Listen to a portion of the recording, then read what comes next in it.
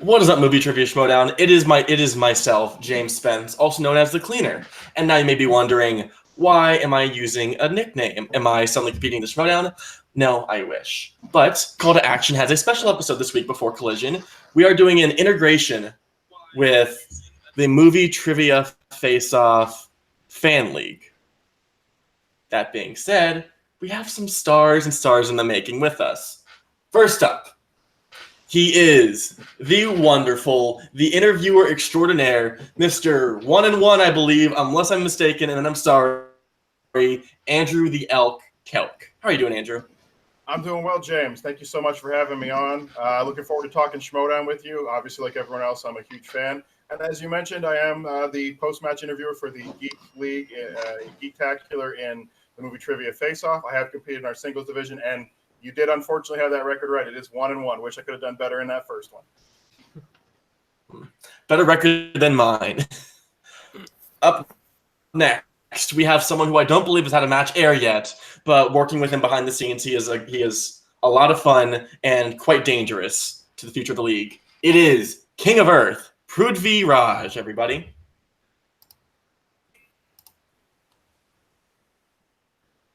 You can talk now, Prithvi. Oh, sorry. Yeah. Okay, I jumped the gun there. Okay. I'm doing pretty great. Yeah, this is my first podcast, guys, so give me a second. Yeah. It's okay. Our first episode was quite bad. I'm participating in both Geektacular and singles at the Face-Off. Obviously, I'm a big fan of Schmoedown. I've been at both the live events this year in New York and LA. I'll be in the New York event again. I'm not participating, but viewing, because I'm not technically allowed into the Schmoedown because I'm not eligible, because I miss a lot of questions. But apart from that, I'm pretty good in Geektacular, and I'm trying to chance my luck in the singles division. All right. Yeah, and looking forward to discussing things with you. Sorry. Okay. You're good. And last but not least, the commissioner of the singles division and future star of the Schmoedown Intergeekdom League, if everything goes our way and he can get a very expensive plane ticket, it is David, the Spaniard, Garcia. What's up, James? Thank you. Thank you so much for having me. I have always been looking forward to do a podcast like this. This is my first time as well. So, yeah, as you mentioned, I am commissioning the singles league in the Movie Trivia Face-Off. I wouldn't call me a star in Inner Geekdom. I have a lot of work to do. There are a lot of people in our own league that are much better than me. I can think of one name on the top of my head. I think everyone is thinking the same. But I would like to try my hand at the Star Wars division sometime. Right. And now that we have introductions out of the way, one little bit for this episode. We are doing 2 weeks of matches because with us being clogged up with celebrating Alex's wedding, which is happening tomorrow during Collision, we fortunately couldn't make time for it, so we are going to be starting this week with the matches from last week. First, Eric Zipper and Adam Hlavik. I am notably not a big fan of Zipper, especially since his split from World's Finest. That's really about it. What do you guys think of the match? I don't remember the match itself, but I do remember being a high-scoring one, if I am correct. I believe it was 19. The final score was 16-19. Yes, like Andrew said, in favor of Adam Hlavik. He won on his 3-point question in round 3. I expected Zipper to do less good in this match, so I guess he has been working on his Inner Geekdom. I feel like he's been. I feel like he's both like very overrated and underrated at the same time, where people expect a lot out of him, but also with his showings in teams and his character and everything else, people are also starting to sort of not be a big fan of him. Interesting spot in the league. Prithvi, what do you think of the match? I thought the match was overall good. Eric Zipper is one of the players who I think if he was a face, he would be the most sympathetic character in the Schmoedown. Isn't he a face? but he's technically not a. I mean, he keeps look. He's like OG Rachel Cushing, where you feel sad whenever she loses. He's not a face. Yeah, He's a I heel. I think don't that's feel actually- much about it. I think he's like he occupies an interesting place in the league because he's in a Yeah. heel faction. Yeah. As Kevin Smets, who's been on the show before, has noted, the Dungeon isn't really a heel group. But then you have Paulo Yama, who is sort of a heel in the sense of whatever, I'm here to win, screw everyone else. And then there's Zipper, who abandoned his teammate, Winston Marshall, who's a great guy. Also had him on the show. It's a to use my little 5-point word here. They're in an interesting quagmire right now, trying to find out what side of the fence they lean on. So, Andrew, you have been like in the wrestling world sometimes. In wrestling terms, like character-wise, what kind of spot do you think Zipper falls in? Well, I mean, I think that's a good question, a good way to phrase it. And yes, I have very limited experience. For a brief period of time in my younger years, I did train as a pro wrestler for about a year. I was a huge fan growing up, you know, Undertaker, Jake the Snake, all Brutus the Barber Beefcake back in the day.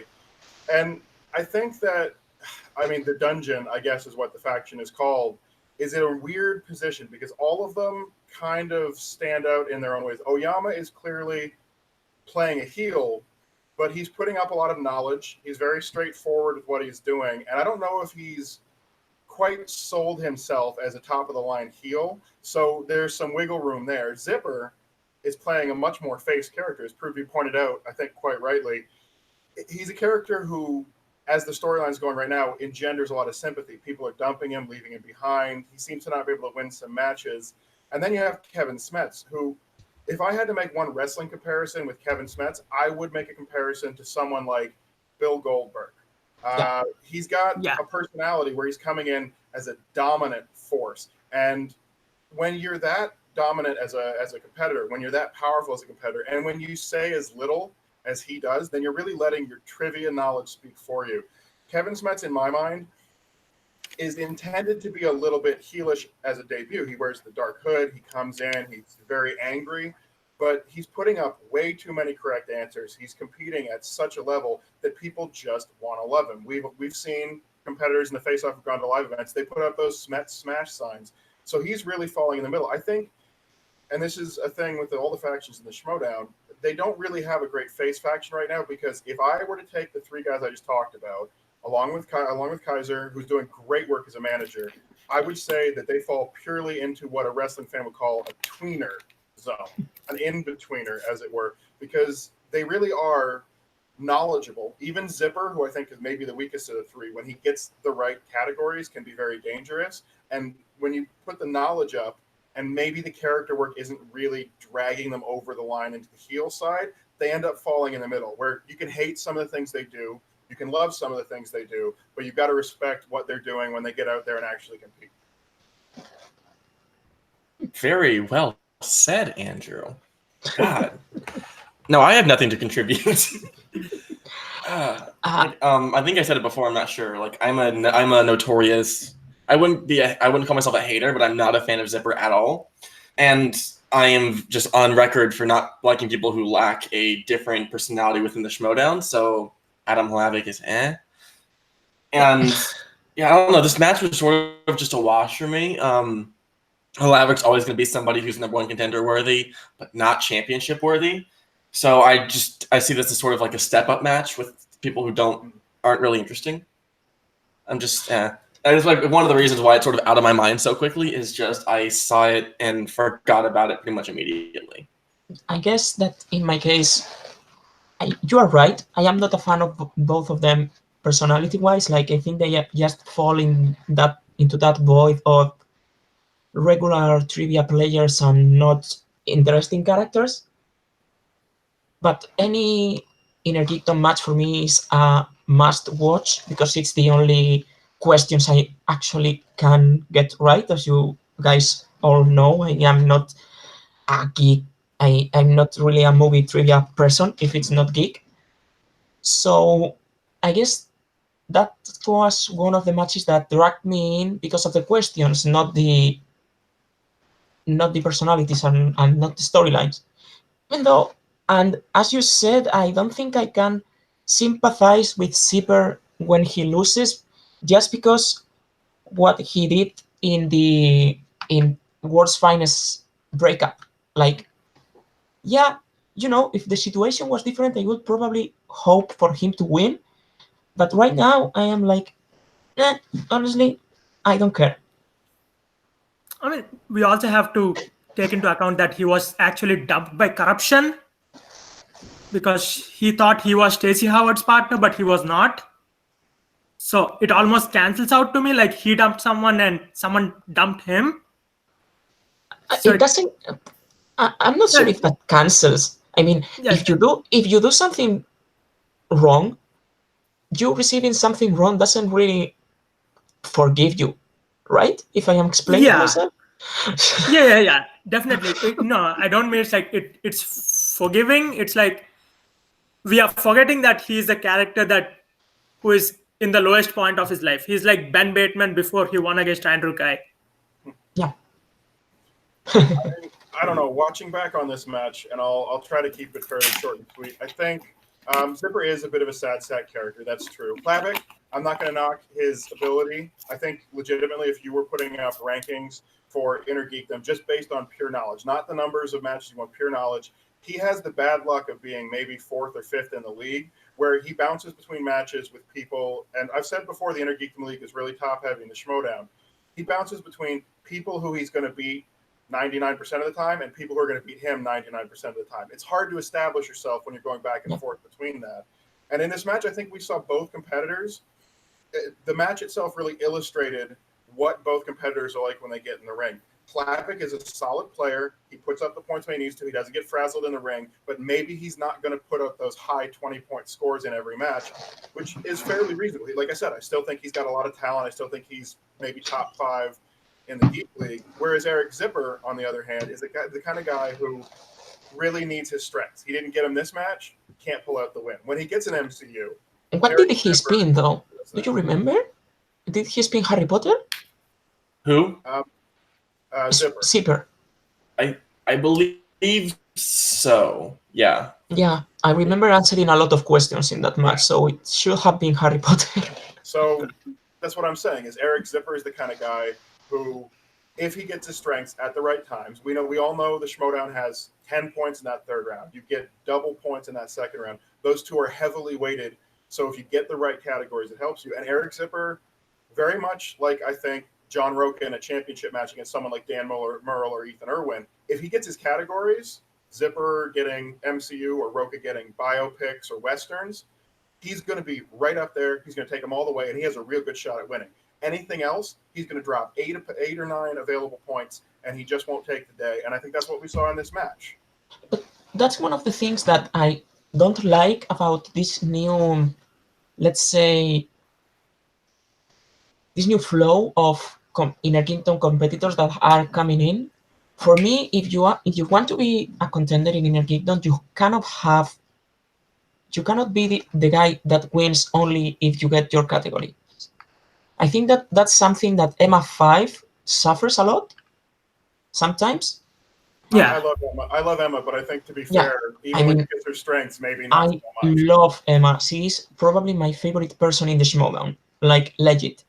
My favorite person in the Schmoedown. With the few interaction I had with her, all of the help she has given to the movie Trivia Face-Off, she is my favorite person in the Schmoedown. But yeah, she suffers from that, and that's one of the reasons why in the situation I am right now, I wouldn't try to compete in the Inner Geekdom myself, because I know I have weaknesses. And at this point, having Smets, Cushing, and Kalanowski in the league, you cannot afford to have weaknesses. You can afford to have not that strong categories. yeah, I agree with you on that. All right, so here, David, this has been a great discussion. I'm gonna. Yeah. Okay. Preview final thoughts. I'm gonna move us on. Oh yeah. No, it's just to add to the point David mentioned. When we get into the four-way inner geekdom match, I'm gonna bring that again because I think that's the same issue that Keaton Markey has. If she spins Harry Potter, she's gonna rule the table. Anything apart from that, she's gonna be like, yeah. Yeah. Also, Keaton's like 1-3, so we're gonna get into that later. Yeah. But yeah, so final note before we move on to the next match with Chance Ellison versus Pauliyama. There was a scene before this match started with Whitney talking to little baby kid Brendan Meyer. Yeah. And I'm going to keep going for this because I swear it's going to happen. Brendan Meyer will be Bibiani's new teammate and critically claimable breakup. But that's my thoughts. Considering you guys have not been on the show before, where do you see this storyline going? It seems to be leaning that way, yeah. Like, it seems that Whitney is going to get annoyed by Bibiani giving tips to Brendan, because probably they are going to play the card that Whitney lost his first singles match, and probably they are going to say that Bibiani didn't help him. So maybe that's going to be a turning point. And we are going to have Whitney versus Brendan. No, that would be interesting. I remember watching this promo, and I like you guys said, I grew up a wrestling fan, big fan of Schmoedown. This may be, from watching it, maybe one of the most one of the biggest storyline driving sort of promos they've ever done, because generally Schmoedown promos have always been, I've got a match against you, or I don't like you for some reason, we're going to get you something. And here you have a different dynamic with Brendan Meyer kind of wanting to get along with Bibiani. And clearly, from the promo we saw with Whitney, he wants Whitney to like him too, but he's overeager, he's young. That being said, I'm not sure how this is going to play out. I think there's some options they have to play with, because I think Bibiani's also been nice to Brendan Meyer, but in the previous promos, I don't think he's shown that he's really loving the attention either. I think there's some annoyance there. I think this goes one of a couple of ways. And James, I think you're spot on with the idea that one of those ways is Bibiani and Meyer turn into a team, and that puts them up against someone. And if they go wrestling storylines on this, I think that's the return potentially of Mark Edward Hoyk as Whitney's partner, because they were great together. That would be a really great matchup. Or alternately, Whitney and Bibiani are both annoyed by Brendan Meyer. Whitney gets Bibiani to say, like, look, you're being too nice to this kid. You got to cut him loose. Meyer doesn't like it. Meyer comes back, and he brings in a partner, and that's where they go from that. I think either way, we're going to end up with some kind of team rivalry with a combination of Bibiani, Meyer, Whitney, and whoever the fourth person is, probably Hoyk, if nobody else. Yeah, I think what James said makes the most sense, but at least from what we have seen in the Schmoedown, this is what Schmoedown kind of does. It tells you that something's going to happen, but it doesn't do that. It almost subverts your expectations. So that's the only thing I'm skeptical about, because I was pretty sure that Stacey Howard and X-Zipper were going to team up. Like, we have seen these things happen where they show you one thing and they're going to completely subvert your expectations. So, but in this case, I don't think that's going to happen. I don't want that to happen, because I want Bibiani and Brendan Meyer to team up, because I think they make a great team. But I'm still not sure about it. I do feel bad for Whitney, though, because he's an amazing player. Yeah. Yeah, no, he's a great player. Whitney might be the most underrated player in the league now. Yeah. He's but the point, Andrew. Well, Andreyko, he's a champion. Well, that's what I mean. I think with Andreyko, he's a champion. Ben Bateman, Andreyko, best player to never win a belt conversation. I think Whitney's coming up on that list. Yeah. That's all. Yeah. That's good. Yeah. Okay, wait here. So we're going to move on to the next match. But first, trivia question. What is the name of Whitney Seibold and Mark Edward Hewitt's team that premiered in the tournament last year? Movie Geeks? Incorrect. Andrew Prudvey? No. Shit. I know this. Oh, no, the Movie Geek is Hoyk's nickname, right? Yeah, because he was on Beat the Geeks. Yeah. They were. 5, 4, 3, God, I love 2, Nope. Wow, I One. can't, Blank. remember now. I didn't know. They I are the didn't- self-righteous brothers, Self-righteous. Yeah. That's it. Oh, who man, in their I'm only match used a Hellraiser-themed entrance. Yes, they did. Great entrance too from both of them. I was surprised we didn't see more of them after the incredible performance they put up in that match. I didn't know If- we if- were if going not to for being do attached trivia to- questions. Hmm? I didn't know we were going to do trivia Well, questions. You gotta be prepared, Dave. I'm keeping you on your toes. Gotta be prepared for the Schmoedown Trivia Schmoedown against your future mortal enemy, Robert Parker. Right. All right. And the next match we have is Chance Ellison versus Paul Oyama. Two boys who I have interviewed both before, and yes, I will use the term boys because they are babies. Older than me, but still babies. And they had a very impressive match. Unless I'm mistaken, Ellison went for 8 for 8 in round 1, hitting the bonus question, and Oyama going 7 for 8, finishing the game with a 19-22 win for Oyama, which I'll be honest surprised me. I actually thought Oyama was going to take it. I don't know why. I wasn't much surprised about the match because it's almost like Oyama is the right now Kevin Smith of singles division. They don't miss a lot and they keep hitting it. Oh, No, not when it comes to character. that's a big No. that's a big accusation. No, not when it comes to characterization. No, when it comes to playing, they rarely miss a question. Well, if I had to compare someone in singles to Smets, I probably would compare Erwin. Yeah, I would agree with that as far as the numbers go. I mean, this match was a really interesting one to watch, and I love watching guys get answers in trivia. And these guys are both very good at what they do. But despite this being a high-scoring match, I mean, they're both around 20 points, and those high-scoring matches you want to see are generally in the 20 points and up range. They both did very well on their performance. All I can say about this match, and it's not a knock on either competitor, is you're looking at basically two guys looking at themselves in a mirror. I came from the fan leagues. I was dominant. I'll put on some sunglasses. I'll put on a leather jacket, and Oyama has some purple on it, I guess.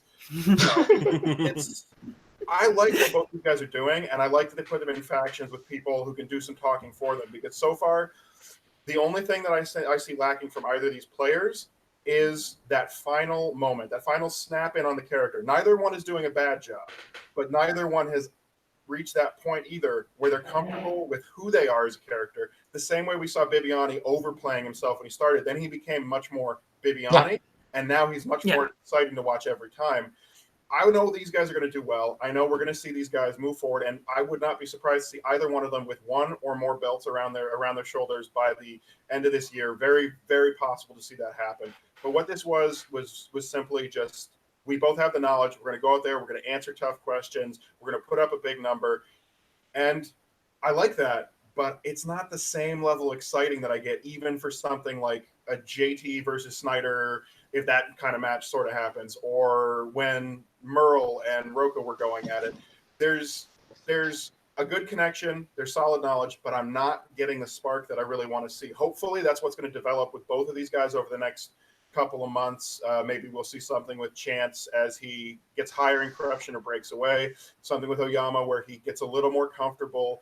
Because I've seen him in some interviews when he's being a little more natural, a little more himself, and I think that he definitely has the ability to be a top competitor. I think they both do. Do not sleep on either of these guys, but in the end, the match was good for me, not great.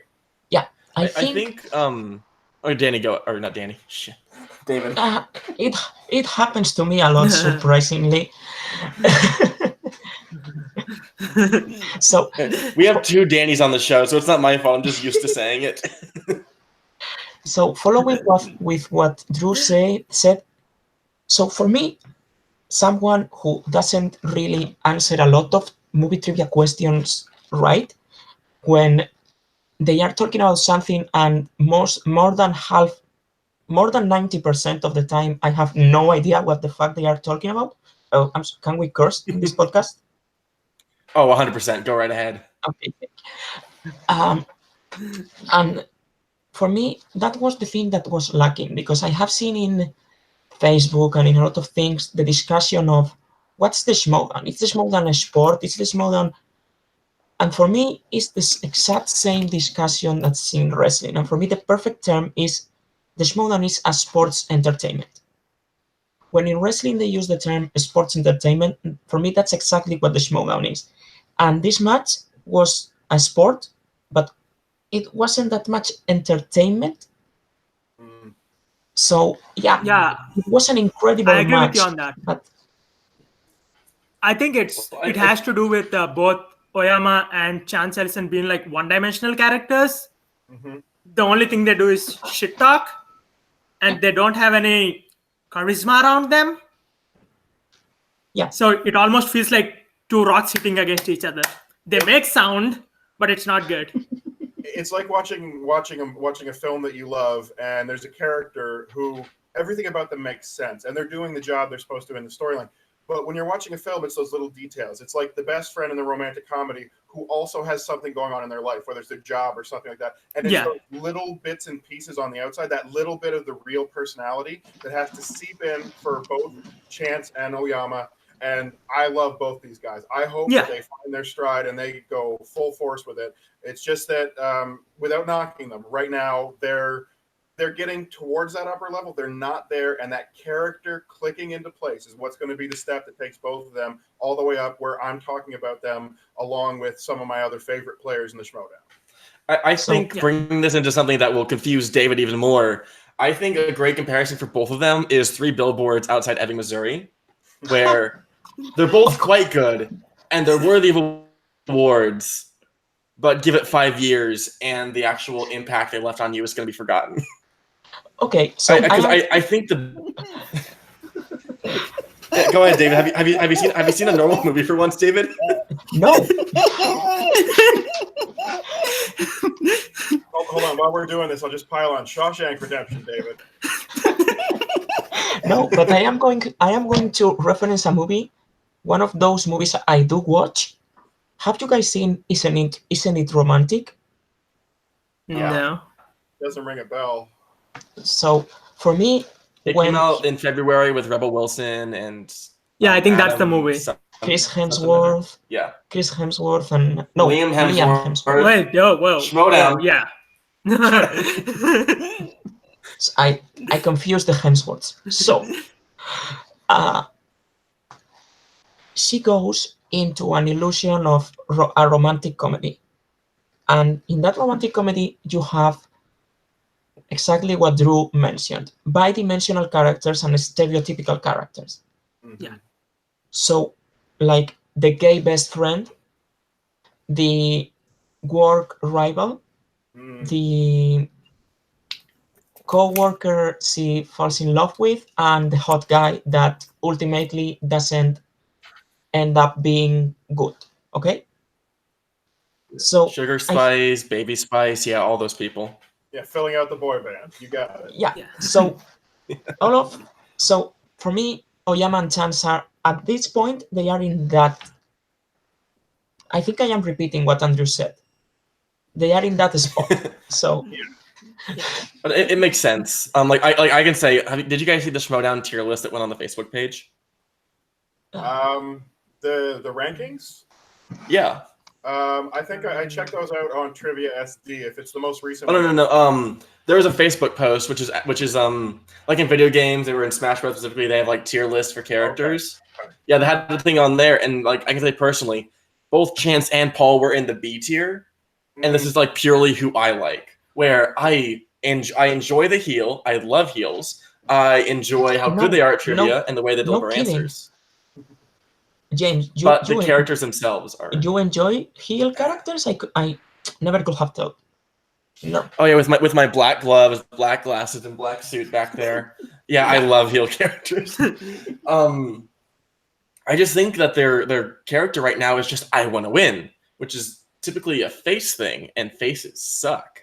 So I think they really need to find that drive for like a reason to exist. even Kevin Smets, who's not really a heel, but his drive to be better and to win is backed by Kaiser, who does the smack talk.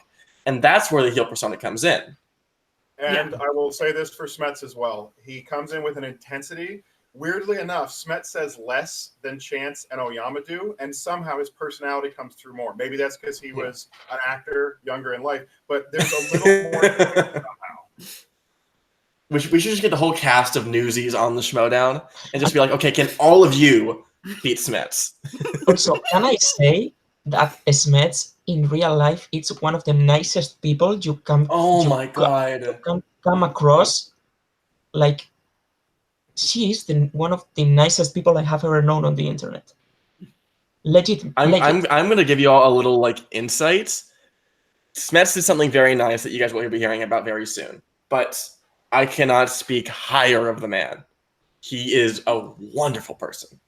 He is. Like, Yeah, no, I think I've had maybe one interaction with Smets in a Discord, and he was super nice with me. From everyone who's spoken about him, from what I've heard, the only guy who I guess does more of a heel face turn from character to real life would be Andrew Guy. Yeah! All right. It's call to action show now. Let's do it. And we totally just got off track from this match. So here, we're going to get into it a lot more later. But obviously with Oyama winning, he's going to be playing in the Collision against someone we'll be talking about earlier. Let's just set that match aside for now because we can get into it later. If Paul wins, do you think he can beat Dan Murrell? No. Okay. I'm glad you guys backed me up on that. Yeah. I think Paul is a great player. Okay, no, like Dan Murrell is Dan freaking Murrell. He went perfect in New York. Like, you can't touch that. No. Like, but he also lost to Andrew. He also lost to Andrew Guy. I have to say, Andrew Guy had his best match that day. Yeah. Yeah, but you also have to look at 100% agree. From Dan, he came into the league after almost like 6 or 7 months. He's kind of ring rusty when he played against Guy. Mm-hmm. Yeah. Now I don't think. And you will find no one who defends that match more than me. Yeah, that was a heartbreaker. I mean, Dan Murrell's first matches outside of Andrew Guy are just pretty good. If Dan Murrell plays a really bad day and Paul Oyama's on his game, gets all the right categories, yes, I'll give him the points. But if you're just asking me flat out, is he going to win this? The answer is no, and it's fast. I'm sorry, Dan freaking Murrell. Yeah. Okay. On the rundown, they were going over this, I think, last week, and there's like, can Chance Ellison beat him? No. Can Liz Miller beat him? No. Can JTE beat him? No. Can Paul Oyama beat him? Maybe. And I was literally in my car driving. I'm like, really, Brad? Really? Someone can beat Dan Murrell? I don't think so. Sam Levine. I don't think so. Sam Honestly, Levine, I think he can't beat him. No. You know what? You know who could beat Dan Murrell? And this is I think Andrew Guy. No, well, he did beat Dan Murrell, so I'm not going to argue with you on that one. Yeah. I will never argue with you that Andrew Guy beat Dan Murrell on the worst car crash day of his life. No. Oh, that's a low blow, man. But I think there's a couple competitors at most in the Schmoedown who can beat Dan Murrell. I'm going to say 3 people who, if they're on their best day, have a chance against Dan on an average day or worse, and that's going to be Clark Wolf, Mark Andreyko, and particularly, this is the guy I would put my money on, Drew McWeeny. If he can play a third round properly, Drew McWeeny could be the guy to take Dan Murrell. Ethan Irwin. Fair enough, but Irwin's already in the title picture. Beat him. I discounted him because he's already in that title picture. I should not have. Irwin can beat Murrell, but we know that because he's beaten Murrell on a good day.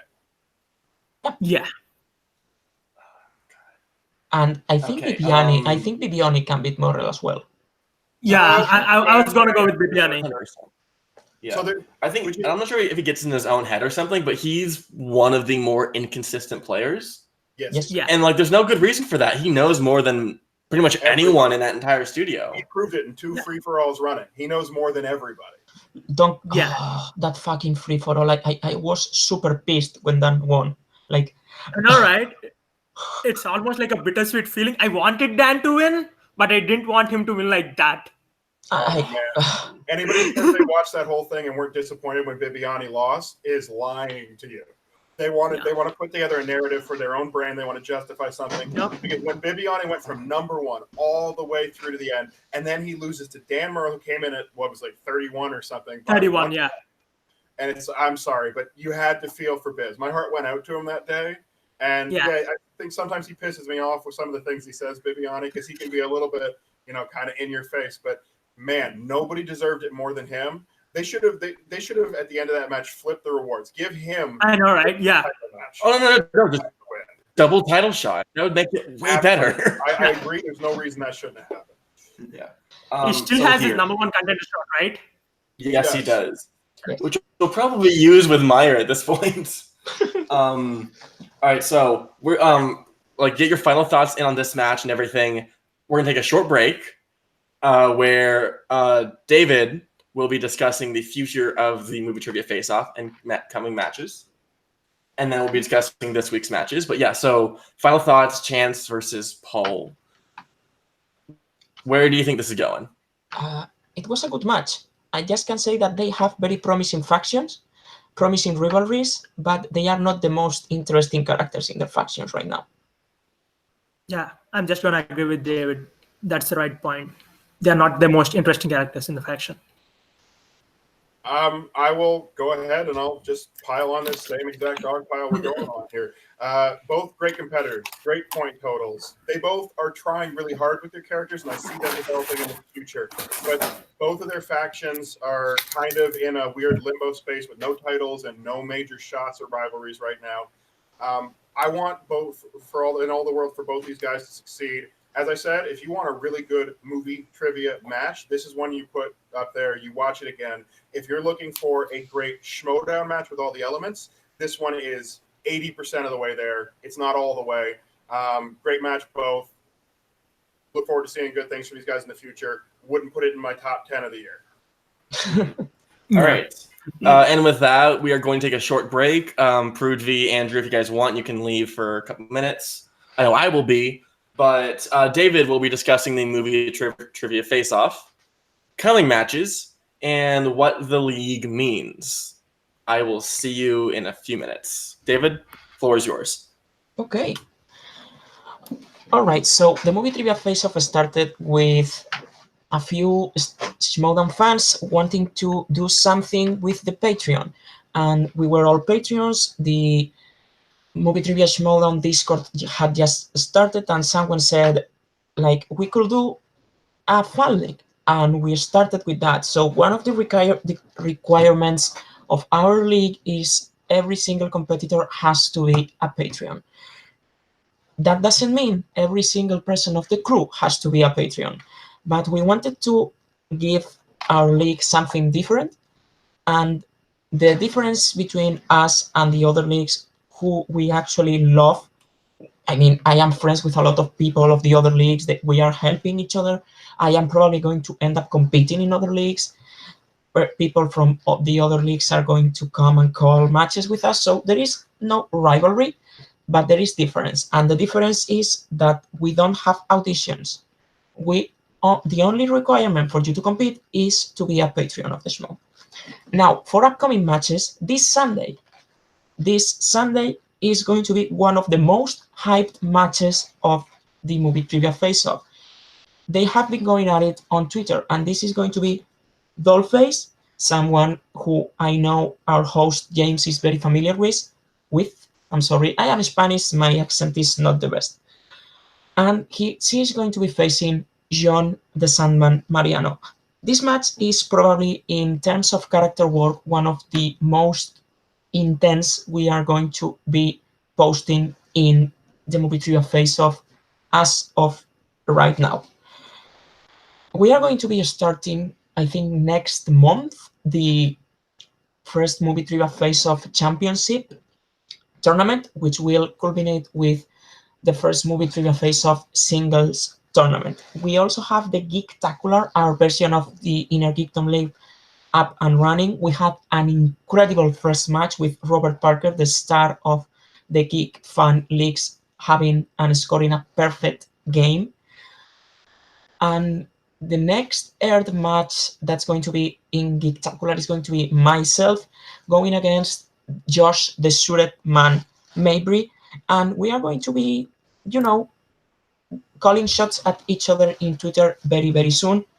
And another thing you can look forward in the movie Trivia Face-Off is the Harry Potter exhibition match.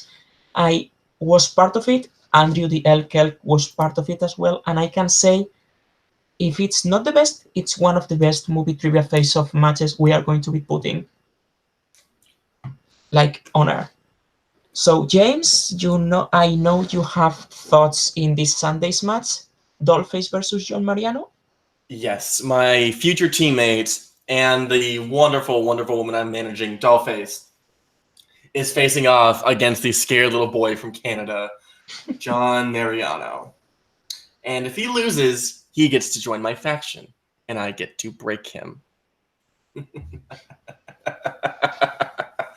But let's put that aside. David, did you discuss the matches coming up later this week as well, in the future? Well, I am going to take a look at the schedule here, but I have it. Oh, perfect. I can't Yeah. remember. Yes. If I am correct, it's Dollface versus John Mariano. And yes, then we have this Wednesday. Is it? I don't remember. Who is it? I have Discord names. CD Morissette and Maestro 003. Right. Oh, yeah, Maestro. He is one of the most dangerous players in the other fan leagues. So watch out for him, I have to say. And then next week, as I said, it's going to be my match.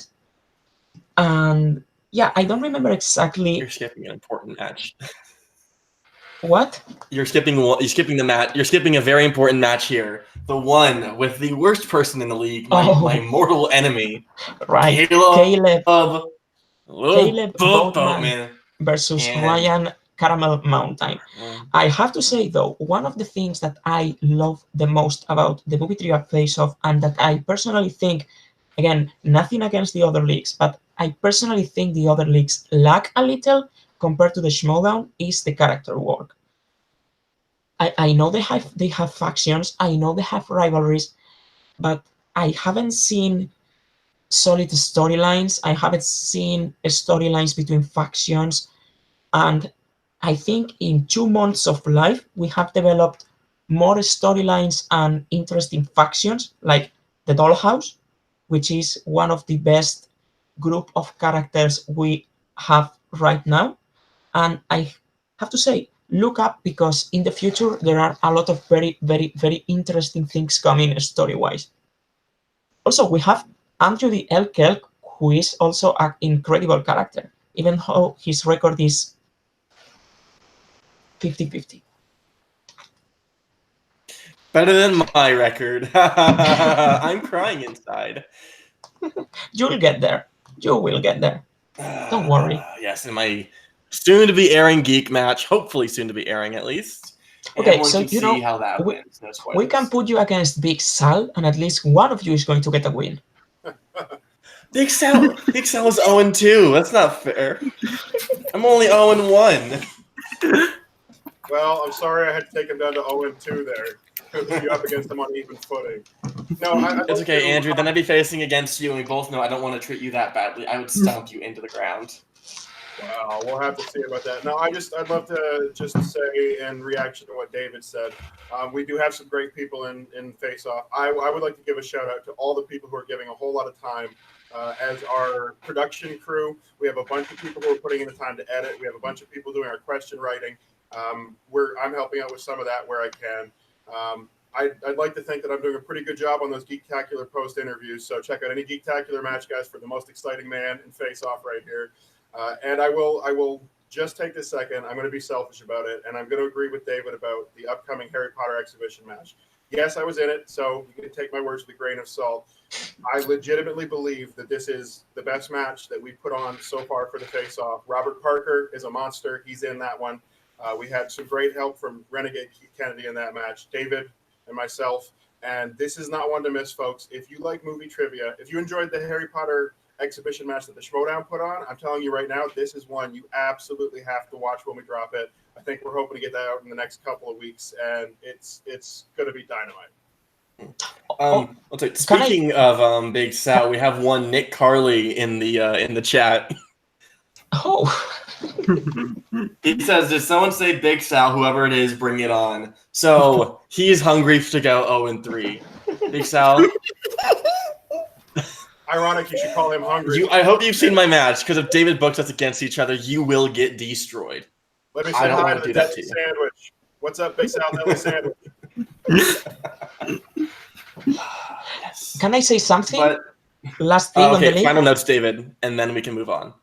Yeah. So this week has been an incredible one for the face-off, like in the public image, because Christian Harloff gave us a shout out in Collider Live, saying that he got every single Geektacular question right in the last match. Even though I agree with him, that question about what name does Marty McFly give his father when he visits him at night, it's like Darth Vader from Planet Vulcan. That was pretty easy Back to the Future question, so shame on both of you, Jimmy and Domen, for missing that one.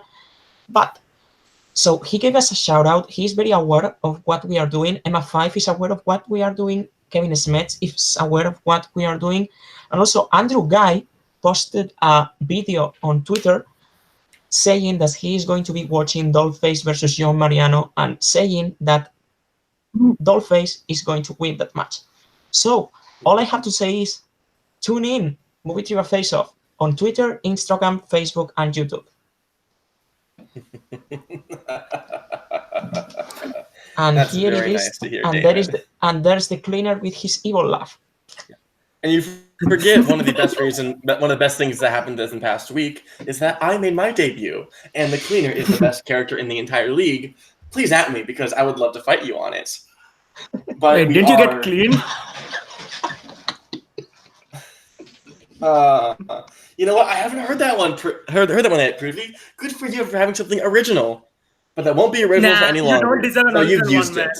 I'm just going for the easy one here. Yeah, you are too inconsequential to put stress into.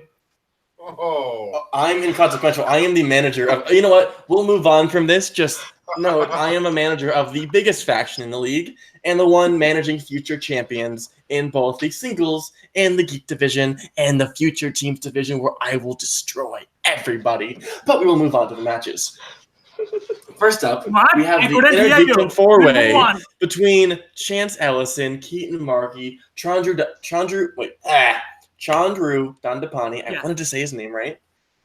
And the wonderful traitorous intern, Brandon Hanna. Oh, boy, that was a match. that was honestly my...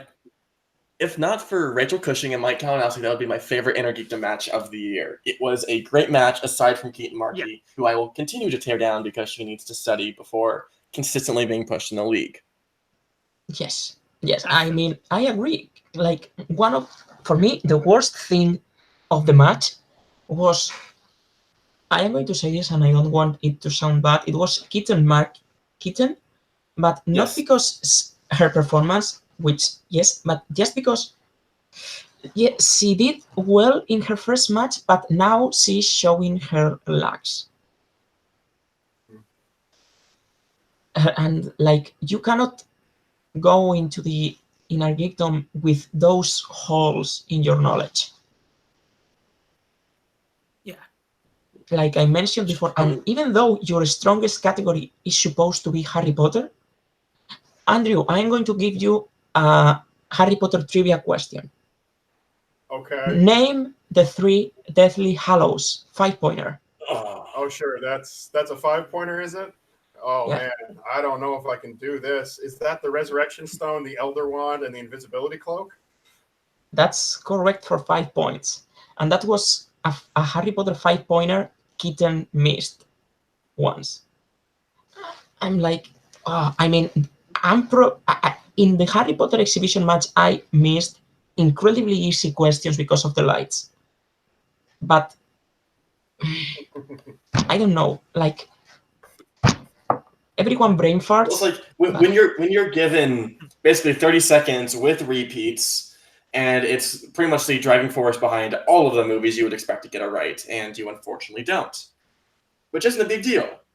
But when it's your strength, when it's on a competitor who has had 4 matches now, I believe I'm getting the number right, Yes. and also being surrounded by people who could probably challenge some of the strongest people in the league, she feels extremely out of place, and the fact that she is being pushed doesn't sit well, at least for me.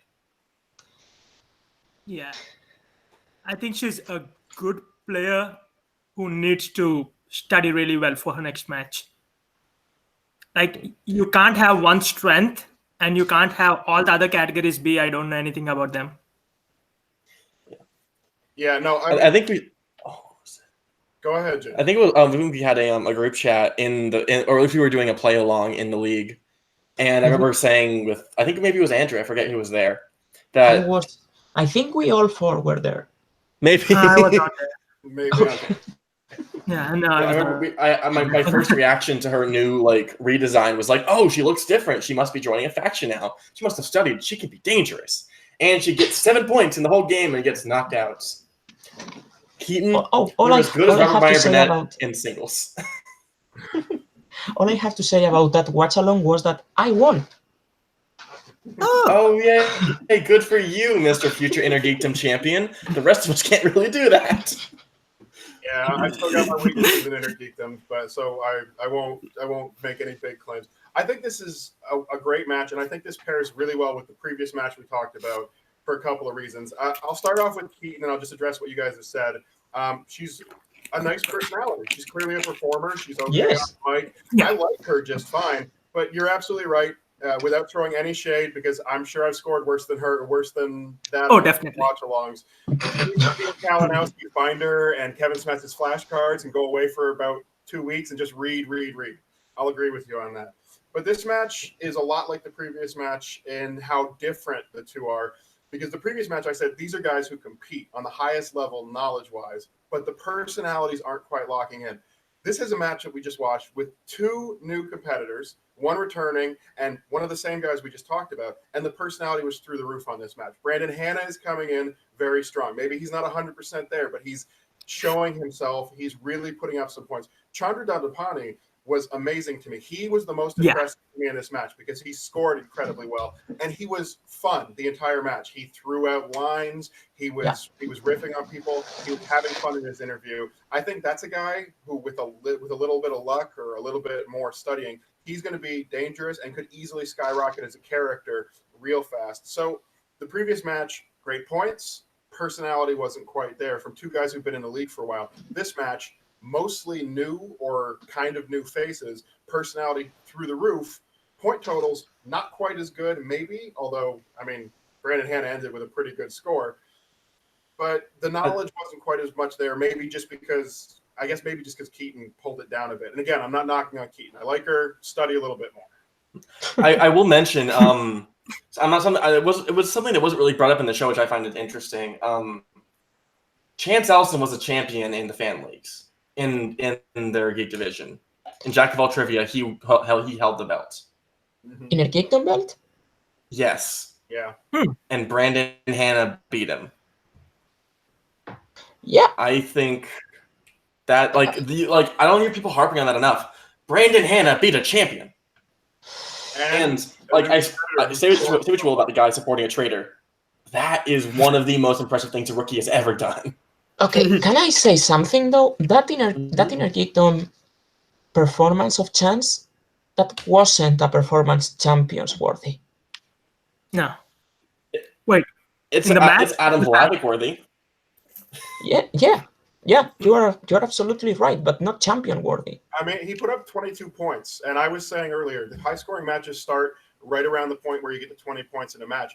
Legitimately, looking back at his score, 3 of the people in this match scored incredibly well. And you're right about Brandon Hanna beating a former champ in a league, in any league, is impressive. But also, like I said, Chandra was the most impressive kind of for me overall to start the match off. And he beat him on an incredible debut. When you beat 2 guys who got 22 and 21 in your debut match, people should potentially be afraid. Maybe you're going to be one of those people who falls off in your second match. But if Brandon Hanna doesn't, he might immediately, because I said it about Inner Geekdom before, it's a top-heavy league, he might immediately jump up and become number 4, number 5, right below those big 3 we keep talking about. The problem with this, I think that the Inner Geekdom League has come to a point where even though a great personality appears and a good player skyrockets, he is going to get knocked out as soon as he reaches the top by those 3. There's a giant brick wall, a giant steel, one of those big security doors you see in movies clashing down into the room. It's like opening up, watching MST3K. You know, all the doors open for you. Door 3, 2, and 1 is Kalinowski, Smets, and Cushing. That's fucking titanium. You are gonna get destroyed trying to go through those 3.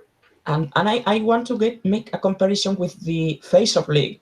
It doesn't matter how good you are going to face Robert the fucking Hobbit Parker at some point.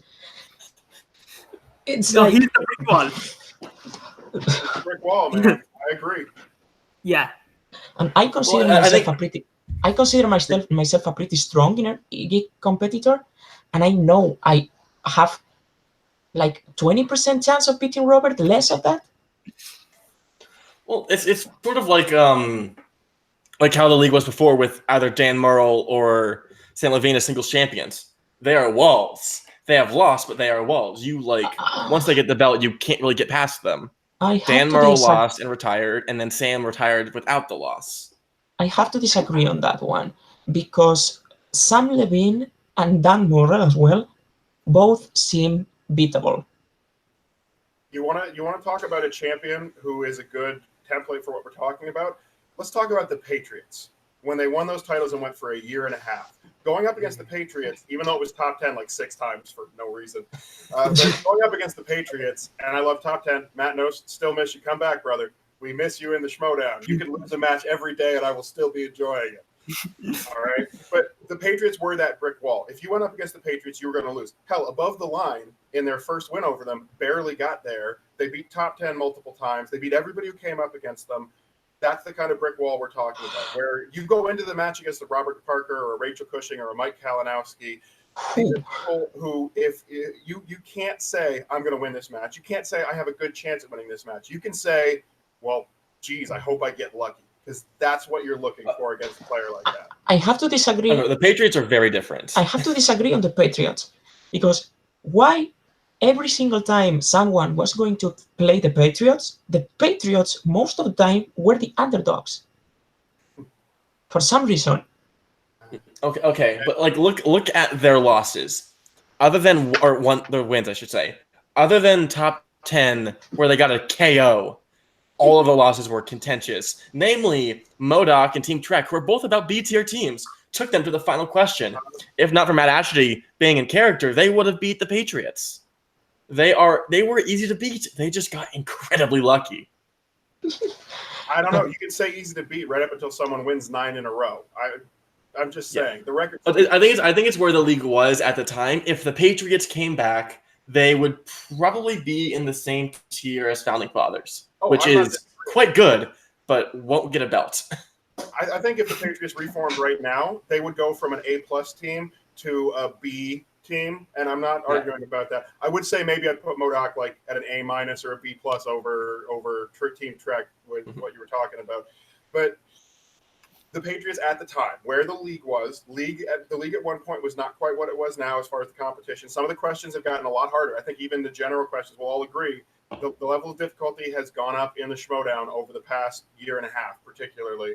But if you're talking about the undefeatable, the ones you can't beat, it was what Above the Line looked like after they beat the Patriots and what the Patriots looked like after they went about 4 victories in. What Alex Damon looks like right now. Or what the Shire Wolves look like if they hadn't just lost, because they were looking like that. For me, one of the most dominant champions right now is Alex Damon. I think he's unbeatable. I think inarguably he's unbeatable because most of his matches he misses only one question. That's probably and you cannot ask someone to consistently put up 100% games. I'm still praying for that Sam Witwer comeback. And he destroys Sam Witwer. I can tell you that right now. I mean, I'm terrible at Star Wars, but I love watching those two. James, he lost to Sam Witwer. You know that, right? He also trained, and Sam Witwer is not familiar with the game, which is why he requests the Iron Man match in the shot for the title. True. If Damon is in control and says, no, you fight me regular, he destroys him. Not to mention, I believe in that Iron Man match, he missed a decent amount of questions. Yeah. I think Witwer is quite beatable, and Damon can do it. I think I missed one question less than Sam in that Iron Man match. You nerd. That was a really close match. Yeah. Ken Napzok versus Sam Witwer came out to the last second, but It was close because of the speed round. yeah, and in the Alex Damon versus Joseph Scrimshaw match that happened recently, it looked like Alex Damon was on the top all the time. Yeah, okay. Alex Damon and Scrimshaw both TKO'd Ken at the LA Live event.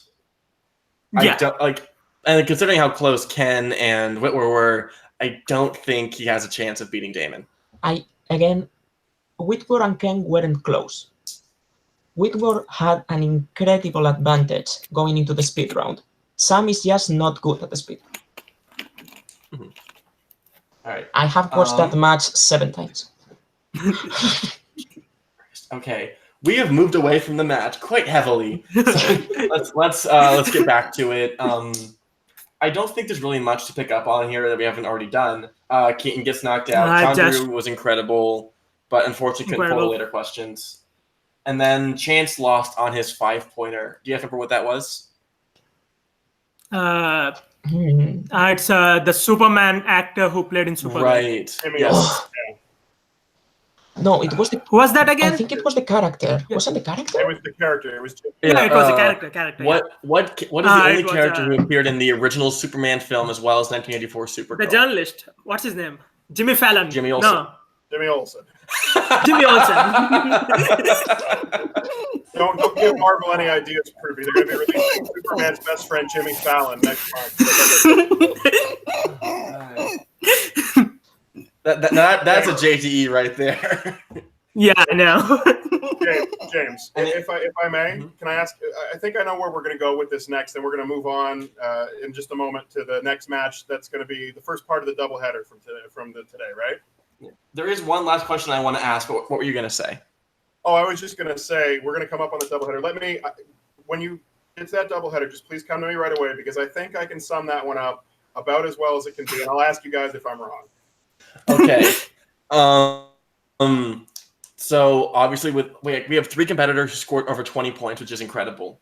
Where do you see them going next? I'm going to pitch some ideas to you. You guys can let me know what you think or give your own ideas. I think that Keaton Markey, her next match should be against Winston Marshall because Winston deserves a win. And if he loses, he should be out of the league. I think I think Brandon Hannah Montana's next match should be against Jared Habon. He is an incredible talent. Yeah. And I think Chance and Chandru should probably go up against some of the bigger names who haven't been playing recently. Namely Robert Meyer Burnett. Yeah. And if he can come back, Mark Donica. Oh. Yeah. I don't think that's going to happen because he's out of the state. Yeah. Yes. If possible, I would like for him to come back. However, I think I'd like to just very clearly, I think Burnett should get another Intergeekdom match, and that would be a good chance to put him in against. He's a very high, very frequent loser and a new loser. And then the other one should probably get someone like, I guess maybe Emma5, even though that's sort of rigging it. I would love to say Brandon Hannah versus Hector Navarro. Yeah. But Navarro just came off of a loss, a very big loss at that. Yeah. Yeah, and it also looks like Hector Navarro is not into the league as he used to be anymore. I mean, he just played a match because Smets called him out. Yeah.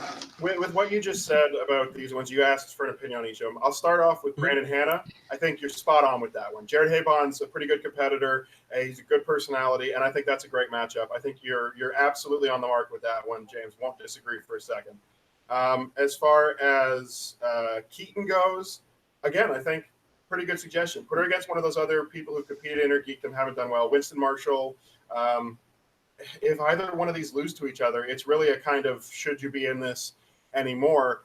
If they can both step up their game and study and prove us wrong, I mean, maybe they both come out of it with 19 points, roughly, somewhere around there. Then maybe you could do like a retirement match between Keaton and maybe someone like Coy Jandro. Yeah. Or yeah.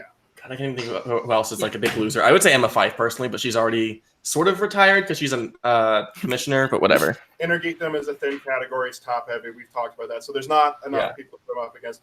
And then you said, I have to say, can I say, the Inner Geekdom League needs Robert Parker. Yeah, yes, it does. He needs to make his way up. He would be a top tier competitor pretty quick. Yeah. No, but so I was talking about Chandru and Chance. Chance, he did well. Come back and Inner Geekdom. Give him a match against literally anyone in the middle. Maybe an Adam Plavik. Don't put him against Robert Meyer Burnett because I'm sorry to say this. Robert Meyer Burnett has some early Inner Geekdom wins that were good, but if you want to talk about giving people free wins when talking about Winston Marshall, Robert Meyer Burnett at this point is not far above that. He's basically a free win. They don't know what they're doing. So I don't think he's a good match for it. And Chandru, I mean, we basically exhausted the entire roster, but I think, not to harp on it, not to stick on this guy, I think he's the real winner coming out of this match, and here's why. Brandon Hanna is going to get another match after this against someone mid-tier. He's going to get a win, and he's going to get fast-tracked. And then he's going to hit that brick wall we talked about, and he's going to drop off. Chandru was impressive. He was fun, and he's going to get a mid-tier match, but then he's not going to move up from that into an immediate contention. Then he's going to face someone who's in that 4 to 6 range, which he has a real chance at winning if he plays the same way he did, especially if he shores up his weaknesses. I think he's the one who's going to come out of this smelling like roses. I don't even know who they're going to put him up against next, though. I think Chandru made a good point about it when he said, like, all the, like, Mike Kalinowski and Rachel Cushing both started with losses. This doesn't deter him from his game. And even looking at the rankings right now, your top 4 are Rachel with the belt, Kalinowski, Smets, Slavic, and then after that you have Emily Jacobson, Hector Navarro, Jared Haybon, which is very good, and then Eric Zipper. A lot of malleable talent, which all 3 of them could just go right in there. Maybe I have to disagree with James in one thing. When Mike Kalinowski started playing, he was not the Mike Kalinowski he is now. No. He started with a loss, and he started with a very deserved loss. Yeah. He didn't have the knowledge he has now. Which is all. Wait, didn't he miss one question in the last? Wasn't it the pudding question? The pudding was real early. That was when he was losing. That was when he lost to Miss Movies. No, that's when he lost to Coy Jandrew. Either way, it's. Wait, that was his first match, right? Yes. Yeah. No. Which illustrates another point that we talk about this league being so top heavy. Kalinowski went from, and I'll agree with David, maybe not that he was the worst in Inner Geekdom, but he went from being what I think it's fair to say was just an okay player, and in a few months of studying with dedication, he became part of that foundation on top of the Inner Geekdom League. These players who are playing and they aren't getting good numbers in Inner Geekdom, you either want to be here or you don't. Start studying up.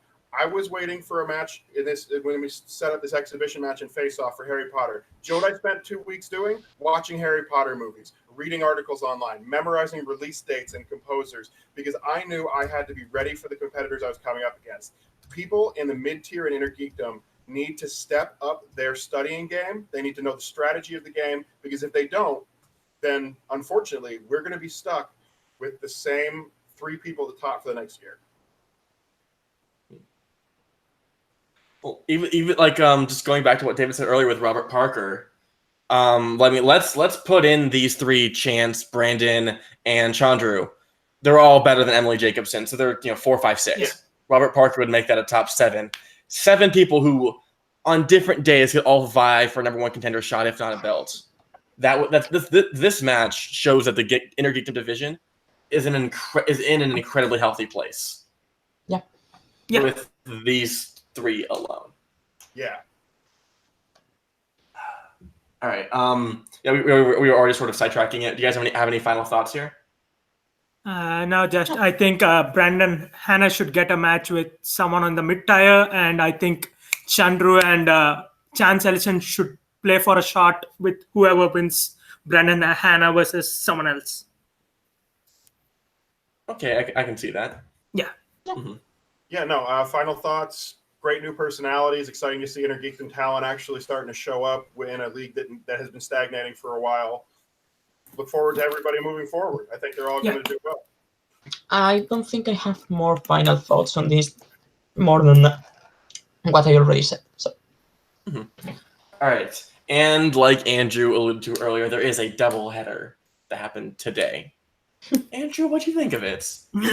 All right, let's start this off. This is the match I wanted to talk about. I think this is the absolute definitive statement about the match between Robert Meyer Burnett, the captain, and Tom Dagnino, Bobby Gucci, Finstock, whatever he's calling himself nowadays. This match happened.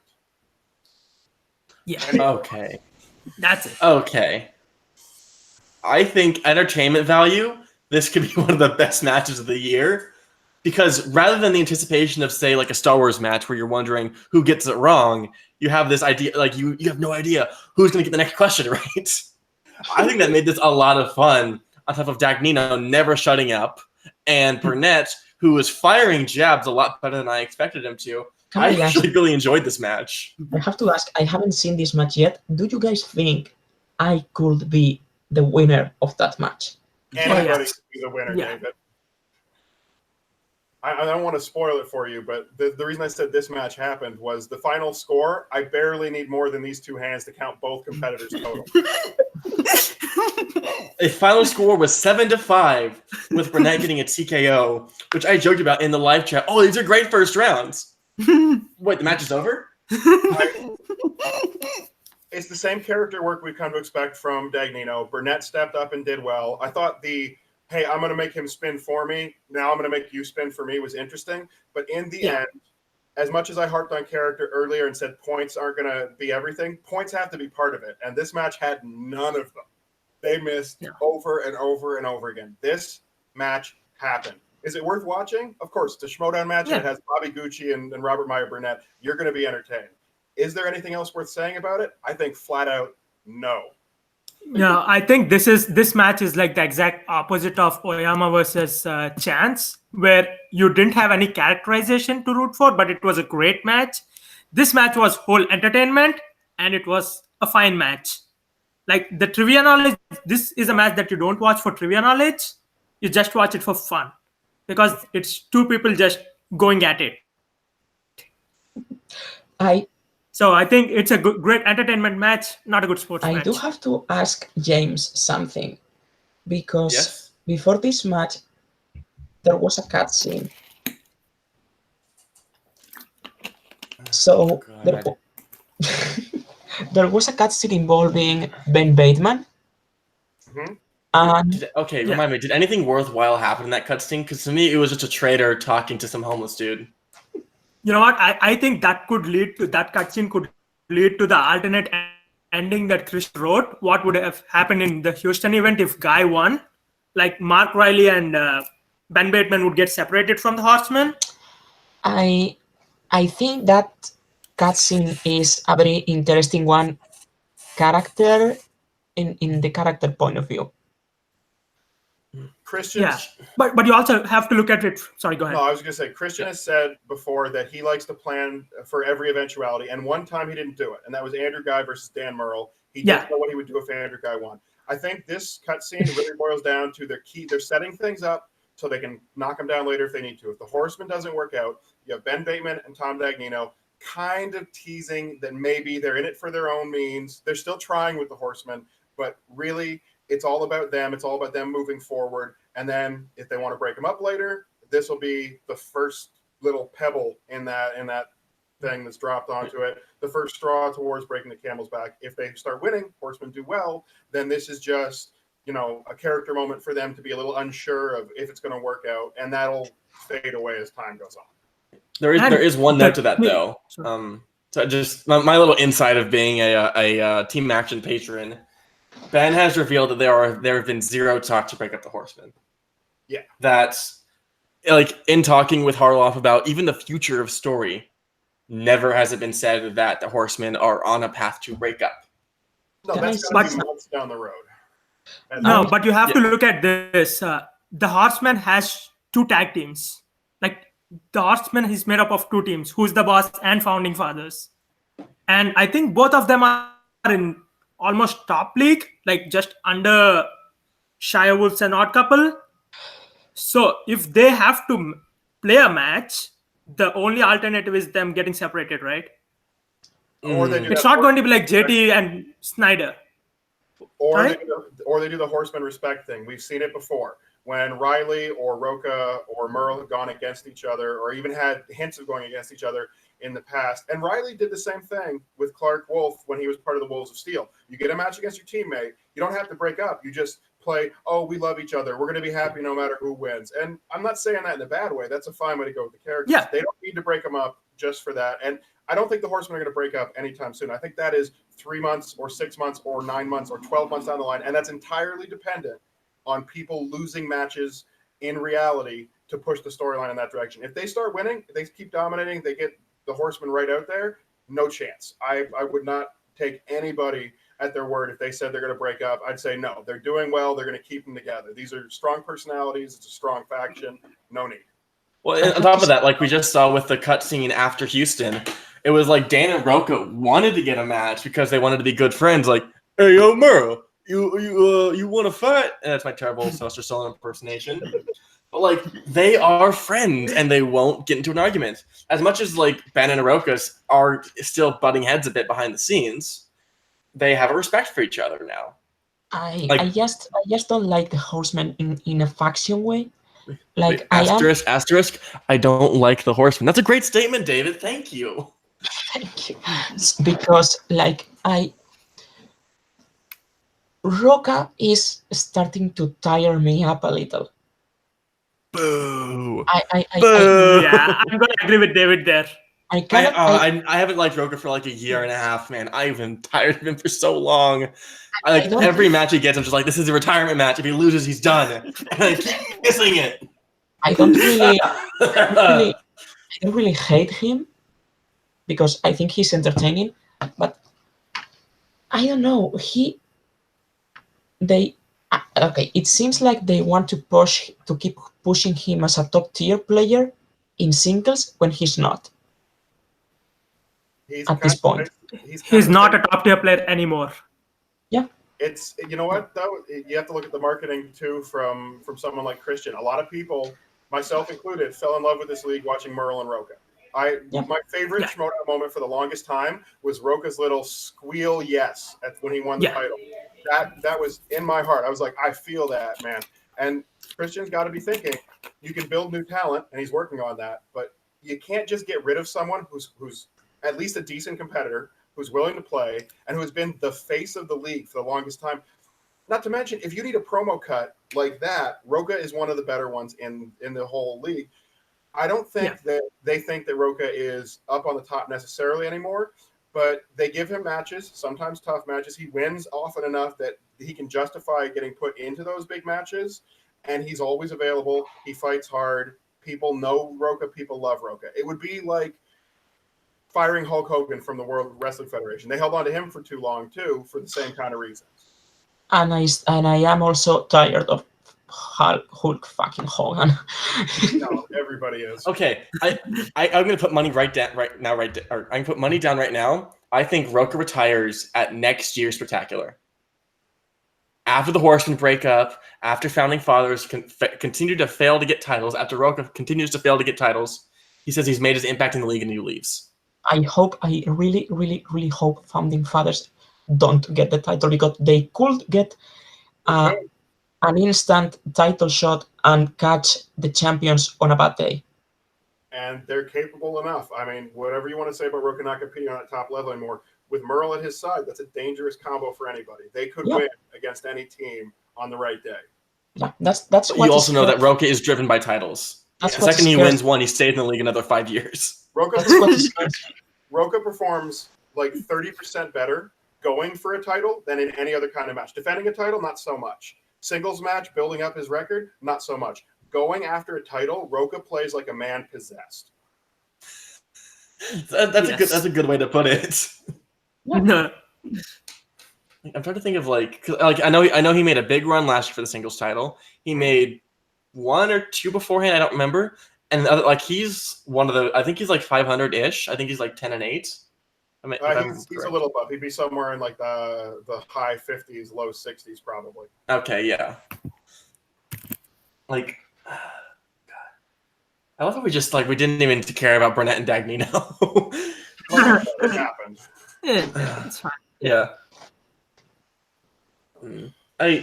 Now that Burnett's 1-0 and like Dagnino is 0-4 in singles. Like something needs to be done with that. Oh, actually, Like- I Stop Yeah. giving him matches. got to jump in here. We absolutely undersold Roca. His current record in singles is 13-6, putting him north of 66%. He's like 70%. That's under 7. Like I think it. Okay, what's his record after he won the title? But what was his record after he won which time? The singles title, the one after Dan Murrell, like with Dan. Right after first he one. won it from Dan We'll the see. first Yeah. time. He didn't defend it, so that was one loss. Dan Murrell was. Hold on, I have it right here. He Okay. was. He lost to Scott Mance first, and then he went 4 in a row for wins. So that's 4-1. Another loss, 4-2, and then 2 wins, and that was the championship after the 2 wins. So he would have been Okay. 6-2 or 75% exactly. Okay, that's still good. So then since then he's been 4-2. Yeah, since that. His Wait. 6. No, he was 6-2 then, and he's 13 and I said 7 now. Yeah. So 7-6. No, 13-6. 13-6. So 13 and 6, 7-4. 4-2. No, 7-2. 7-4. If Oh, you sorry. here's what it comes down to. His percentage when he fought Dan Murrell and won the title after beating Dan for the title was 75%. His percentage right now is about 70%. He actually hasn't fallen off that much percentage-wise. Okay. That's Frankie. Yeah, okay, yeah, that makes sense. Okay. Yeah. So okay, no, but back to Dagnino. I think we should never retire him from singles because I want him to go 0-10. This is aside from his character. I do not like Dagnino as a character or a person, but in the show, I desperately want him to go 0-10. That would be hilarious. They should give Yeah, I Dagnino think a that's singles why match. they put in. Sorry, go ahead. I'm just saying, I agree with you. They should give Dagnino a singles match anytime against anyone. I don't care. He's entertaining. When I said this match happened, I was talking about the score. Yeah. Put Dagnino in any match. He's like the Wild Berries. You tell me he's in a match, I'm tuning in. Period. And okay, I am going to make another wrestling reference. So am I the only one who watches current WWE? I haven't Okay, wait. watched in a couple years. Yeah. Then Here, shit. 1 second. While you reference wrestling, I'm gonna leave for a minute or two, but continue. Because going with what James said, there is a guy, Curt Hawkins. You probably know him, Andrew. He was in a tag team with Zack Ryder. He was like a little edge campaign. I know the name. What's his name again? Okay, so this guy, as of right now, Curt Hawkins. He went, Okay. I think, 300 matches losing streak, something like that. And Wow. that was the attraction. People desperately wanted to see him win. And his first win went into a tag team win with his old partner. So I think that the storyline with a big loser, it's as much as entertaining as a big winner. Oh, yeah, no, I mean, I can agree with that. There's all sorts of ways you can go with this, and you have to base it off of the records. It's like we said, I think Roca and Hulk Hogan is an apt comparison. He's a big name. He was top of the league. He was dominant as far as characters go. And then as time has gone by, not as much. So I could see Roca coming back still. I don't know if he will. As far as Dagnino goes, as far as Josh Makuga goes, frankly, even someone like Ricky Elliott or Nick Scarpino, if they brought them back, I love seeing these people who are just awful at trivia give them the matches. I'm happy watching someone who's a good character lose a match. I mean, you're not gonna Right. put Dagnino in a run for a title. You No, can't do I it. mean, he was for a while. He almost won the title with Box Office Breakdown back in season 2. Uh-huh. Yeah. Huh. He pulled out the manuscript. But I don't know what happened there. Like Makuga almost won in season 1. Dagnino almost won in season 2. Yeah. There's so many almost in the league. I begin what was All the Belts did like an interesting episode after the second spectacular, I think. No, first. I forget, one of them. Where basically like what if Team Action won and beat top 10? And they talked about all these alternates in the league, and it's what convinced Harloff to make Kalinowski go heel. Okay. I think having like going back and thinking about like what if Makuga won the first belt? Would every match be like everyone getting drunk and each correct answer is a shot? Or is it gonna? Or what if Dagnino won the team title? Would he be like one of the greatest of all time? Like, I think these going to my comics knowledge, what limited there is, having this what if series could be really interesting for the Schmoedown. Yeah. Yeah. But also, not only a match that happened, one that I would argue is the biggest upset of the year. JTE versus Lightning Liz Shannon Miller. Apparently 3 people, according to JTE. Yeah. I think there's one way think, to describe this match. He really got screwed in the Ridley Scott category. Oh my god. Round 2 was ridiculous. Those were really hard questions. I have to say something. I don't think it was a matter of the difficulty of JT's questions, which it was, but I am going to pitch you guys something. You guys know how I am with general movie knowledge. Yeah. And you know how I am, especially with horror movies. I got both of Liz Shannon Miller's first round 2 questions by 2 points. I got them in horror movies. Yeah. I'm gonna say, I mean, I like Liz Shannon Miller. I think she's competed okay. She hasn't really had a chance to show what she can do in a full match. And I think she's a little more hit and miss than maybe they're selling her as. I think she's maybe not quite on that level, but I think she performed well. Nothing against Liz Shannon Miller. No. JTE played pretty good for JTE, and I don't often say this about the question difficulty balance because you've heard me say it before, David and James, when we've talked. Pruvy, you probably even heard me say this. Yeah. Question difficulty is absolutely subjective. It is do you know it versus do they know it? And sometimes when you don't know it, that doesn't mean it's hard. It just means it's not a question that's in your wheelhouse. Yeah. That being said, I think this round 2 was indisputably way harder for JT. Those questions were much more difficult than Liz's were. I agree with you on that, David. I love Ridley Scott. I love his movies. I've seen every movie they asked about, and these are not as easy as her. I'm sorry, but they're absolutely right. What is the symbol on Maximus's armor is not the same level of difficulty as who played Dracula in Bram Stoker's Dracula. Yeah, that's like the same difference. So the first question would occur in like a Star Wars match, like a Star Wars title match, and the second question would occur in a singles match with a Star Wars question. Yeah. It's like, to me, it's like I think the entirety of Miller's round 2 were pretty much round 1 questions. Yeah. Like you have 2 classics questions, a 90s question. I forget whatever her last question was. I mean, you know, like, come on. I knew Dracula questions. I mean, I knew the Bram Stoker's Dracula just because and I have seen that movie just because Gary Oldman is in. But like the other one, who played Dracula? Boris Karloff. Like Frankenstein. Frankenstein. And Dracula as well. Frankenstein's monster. Excuse you, Andrew. Yeah. I wasn't correcting him to the monster. He wasn't Dracula. That's all. Yeah, I thought. But anyways, if the question was in movie release date, when did the Boris Karloff's first Dracula came out? Did you guys know it? Wait, what? Boris Karloff's Dracula, when did it came out? Do you know? No. You mean Boris Karloff wasn't Dracula. No. Frankenstein came out in 1931 or 32, I believe. He means Bram Stoker's, I think. Yeah. 1992. Okay. Yeah. I went with Boris Karloff. I am mistaking Boris Karloff and Gary Oldman. I don't know why. But that's David's absolutely right. If you had asked what year Bram Stoker's Dracula came out, that's a more appropriate 2-round question, a round 2 question, I'm sorry, than who starred in Dracula. Because I know it's Keanu Reeves, but it's Gary Oldman. All the promotions had Gary Oldman. He was in all the commercials. He was on all the posters. If you've seen he was nominated for an Oscar. Yeah, he was nominated for an Oscar. If you've seen a clip of that movie at all, it's probably one of the ones with Gary Oldman with the big white hair and the long red robes. Everybody knows Gary Oldman was in that movie. I'm not saying that's not an appropriate question. That's a round one question, and it's not the same as the questions that JT got. Yeah.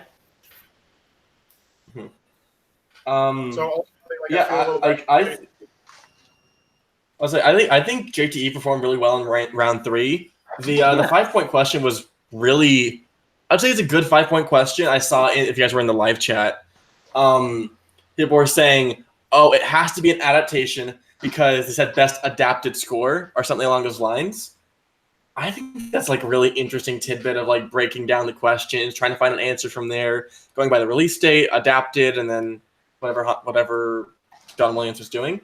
That's a really well-structured 5-point question. I think that's my big takeaway from the question writing. Round 2 was terrible, but that 5-pointer was really good. And credit to JTE as a seasoned competitor, and he showed he's a seasoned competitor. He went through a rough round 2. We all agree, some difficult questions. And he got to round 3. What did he do? And I know it's the rule that's named after him, but he made good use of his JTE rules. He took his time. He didn't get himself blown up and flustered. He didn't pull, and I'm sorry to say this because I like the guy as a competitor and all, but he didn't pull a Snyder versus Bibiani breakdown. You know, like he's like, I'm going to stay calm, I'm going to play well, I'm going to go through, and I'm going to see if I can still fight back out of this. So credit to him for that. Just a really rough kind of roll of the dice with how hard those questions ended up being. Otherwise, much more competitive match. I still think Liz Shannon Miller had a good chance of taking it at that point, and congrats to her on the win. Well played all the way for her. Yeah. I'd like to see what she does going through a whole match, getting all the way to the end, going through all the questions, because it's not something she's really had the experience facing off against yet. I don't think she can beat Oyama, though. I think Oyama is the favorite in that match. You know what? I was going with Liz Shannon Miller, but I think Oyama is going to win, but it's going to be a lot closer than we think. Okay, I can agree with that, but because so we don't get too I want to talk about Collision because it is tomorrow for people who are watching the live stream. So I want to get into discussion on that. A little bit before we go, end credit scene, Burnett screaming, saying the family is going to take this. Does that go anywhere? No, I don't think there's for this to mean something, he has to win the manager bowl, and that's not filmed yet, so we can't even predict that. I think that's him announcing that Drew McQueen is going to be in the manager bowl, but we knew it earlier than that. Yeah, it's a decent promo. It was well done by Burnett as always. I think honestly, and I'll jump ahead and just go ahead and spoil on myself on this. I think he's the favorite to win the manager bowl, in my opinion. He's got the competitor who's the strongest consistently. But that being said, the only real takeaway I have from this promo, since we already knew McWeeny was going to be in the match, is I did a watch along wearing headphones on this, and Robert Meyer Burnett, I'm going to have to sue you for my busted eardrums.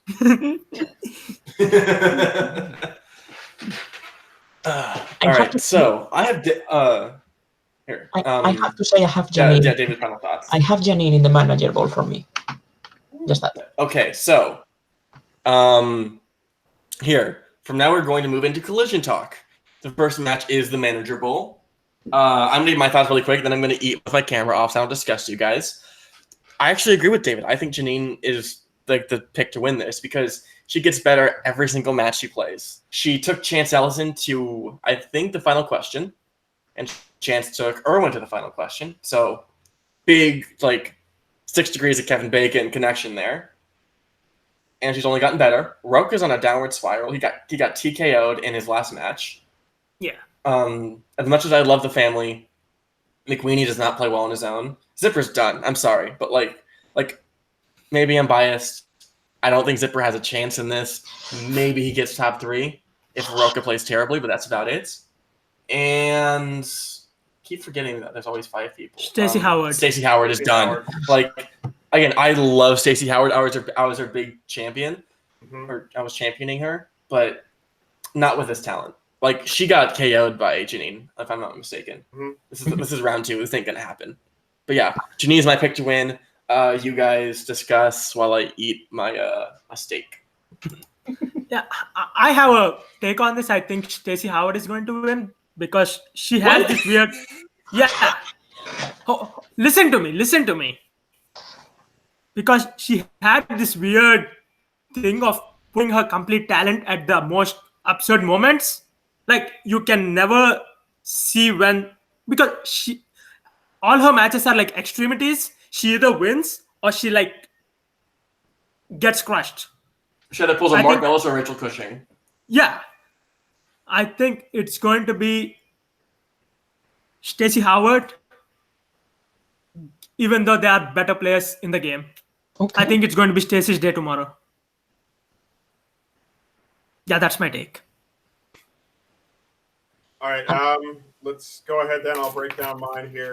You got 5 competitors in this thing, and I'll tell you each one. I think legitimately there's 3 people in this match who have a shot at winning it.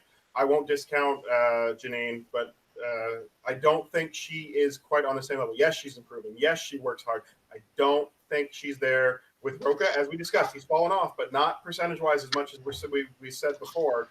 And he can still come to play. He's still strong across the categories. McQueenie, you're right. If this was a singles match, this is not a singles match. Anything that's not a singles match, McQueenie's a monster. And maybe he hasn't been in a 5-way before. Maybe he got knocked out of the free-for-all. But in the free-for-all, which is a 5-way, kind of the same format, he played incredibly in the first year. Second year, did pretty good. McQueenie, I think, is my spot-on favorite to win this just because of the sheer basic numbers of it all. Zipper is a dark horse if and only if he gets the exact category he needs, MCU, in round 2. Otherwise, he's done. To Stacey make Howard, comic book movies. or anything like that, that's fine. Yeah. But Stacey Howard, I'm sorry, I don't give Stacey quite the level of credit as other people, because you said, Pruvy, that she either loses by a lot or she managed to pull the numbers and win it. They should stop calling it Josh McCouga when people pull an answer out of their butt. They should call it Stacey Howard, because that's how Stacey gets her questions. Stacey is a wonderful performer. Stacey is not on the level of almost anybody else in this match. It's her and Zip are fighting for the bottom spot, and I say that with a heavy heart because I like them both. It's Roka, it's Janine, or it's McQueenie, and if I'm putting money down, it's McQueenie, 100%. I think we are done, James. Okay. And then from there, again, remember, try to set bias aside. After that, we have Kevin Smets and Mike Kalinowski. This is a really hard one. Okay, I'm going to start this off by giving the ultimate hot take among this group and to myself. I think Kevin Smets, this is the fight of his life, but the big deciding factor here is round 3 because he's never had to play it. Mm-hmm. We know he can pull round 1 and round 2 questions extremely easily, but we don't know if he can handle 5-pointers. I have to say, I think I have to put my money on Smets because, yes, Mike is an incredible player, but he misses questions, and we saw that in the title match versus Rachel. What saved him was that Rachel missed the betting round because he was falling for a TKO. Mm-hmm. Mm-hmm. Yeah. Now, I have a question before I talk about this, and it's very important. This is a contenders match, so is this going to be a 5-rounder? Oh, no, it's a 3-round match. It's a 3-rounder? Then Yeah. I'm going to go... this is probably the toughest call on the whole card, I think, in my opinion. This is a close match. Yes. If this were a 5-rounder, I would say Kalinowski edges out the win. As a 3-rounder, I will say Kalinowski got a shot, but it's like 80%, and I'm putting my money on Smets to keep going undefeated. Yeah, I'm putting my money on Kalinowski just because, for one reason, which is something that James said. Smets has never played a 5-point question, which is like the deep cut questions. Yeah. So I think it's going to come down to this because I don't think this match is going to end in a TKO or a KO. This is going to come down to the end. So it all depends on the 5-pointer and the 3-pointer. So wait, if he can pull out a deep cut, Smets will win. Can I give you some insight Yeah. in Smets? So I am in a Discord server with Smets where he asks for help with the Schmoedown training, and I have given him deep cuts. He only has missed, I think, 3 questions I have given him. And Andrew, you know I can pull up some deep cuts in your big categories, David. You are right up there on the top of the list with everybody else. I will not argue that for a second. So I think I know he can pull up. I know he can pull up deep cuts. What I don't know if he can pull up deep cuts under pressure. Yeah, that's what I was doing for. Yeah. Yeah, I think like it's I think it's really hard to say because like I know deep down I am like 80% sure Smets can win this, but like stats wise and purely in the game, he seems to be at a disadvantage. Like, okay, are you guys active in the dungeon Facebook page? Yeah, more or less. Okay, David aside, because we know you talk to him a lot more. Have you guys ever stumped Smets in a quiz? Have you ever asked a question? He said he doesn't know the answer. I'm unfortunately not very active in the dungeon. Me neither. I've been big on Facebook for a while, so. Okay. I've done it twice. With one of the numbers tattooed on Magneto's arm, and what is the bank listed on Bruce Wayne's credit card and Batman and Robin. Those are both like literally second-long details in movies.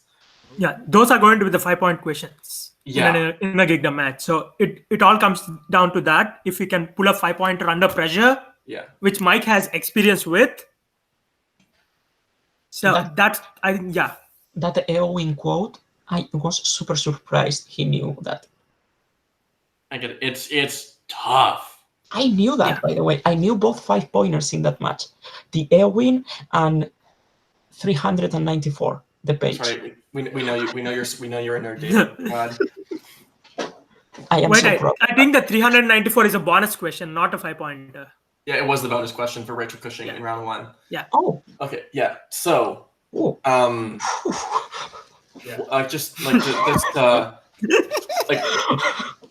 gonna touch on this briefly and then move on to the next matches. Okay. Do you think whoever wins here, can they beat Rachel Cushing? No. In San Diego? No. Yes. If it's Smets, yes. Yeah. You know what? I'm gonna change it. Yeah. If it's Smets, he's gonna win against Rachel Cushing. If Mike wins tomorrow, he's gonna lose against Rachel Cushing at San Diego. Not that he is going to win, but he can. Because beating Rachel Cushing is like. No. I'm going to disagree with both of you and say that it's a yes on both accounts because Rachel Cushing is a monster. I'm not denying that. She can beat anybody all the time, but Kalinowski has played her to the limit already. Smets, as we've discussed, he doesn't miss questions very often, not just in the Schmoedown, but when you guys are talking to him directly. Both of these players are great. Do I think Rachel will win?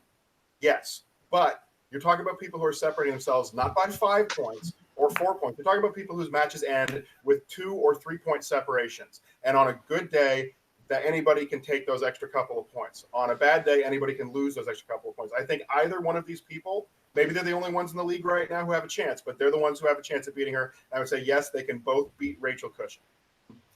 I'll give my final thoughts before we move on to the next match. I think Smets and Rachel are 50-50. What decides that is how Smets performs in round 3 tomorrow. If it's Mike and Rachel, Mike loses all the time. He is 0-4 against her across all the leagues. I don't think he can beat her. I think he will get in his own head, which he is known to do. And he will lose every single time unless Rachel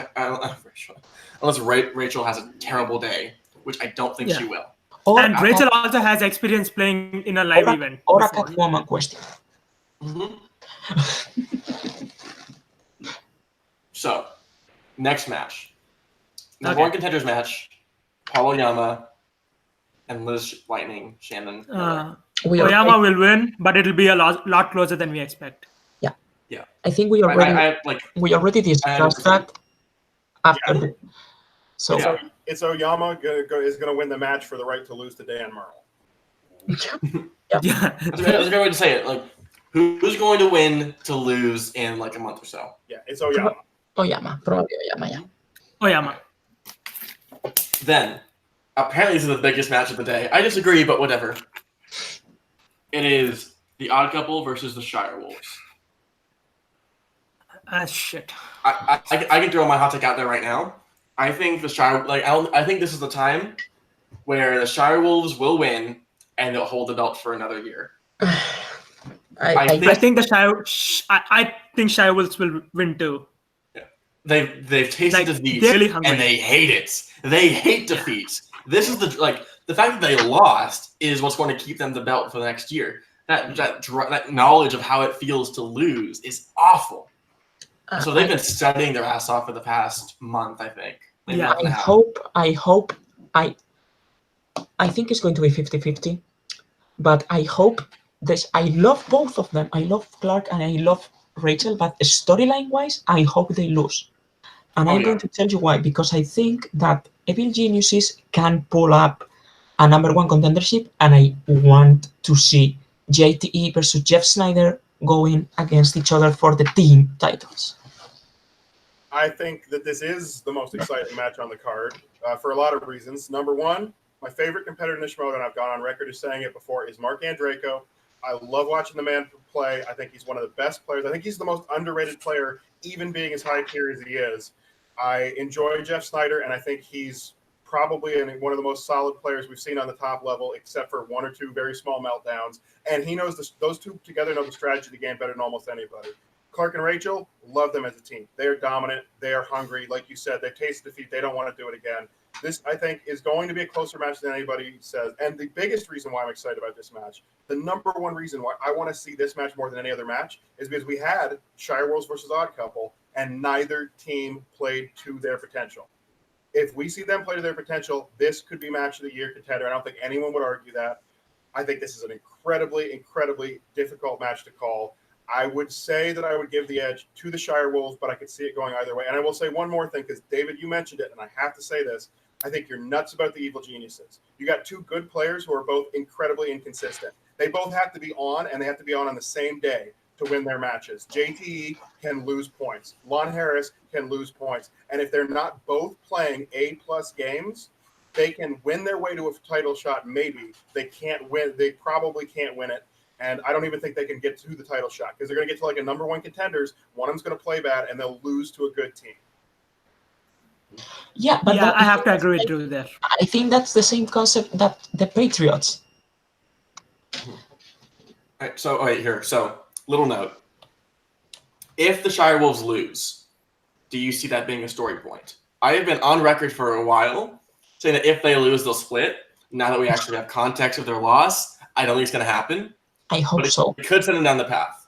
I don't think they'll split. Not for a while. But I think this could be the inciting incident. I think they split.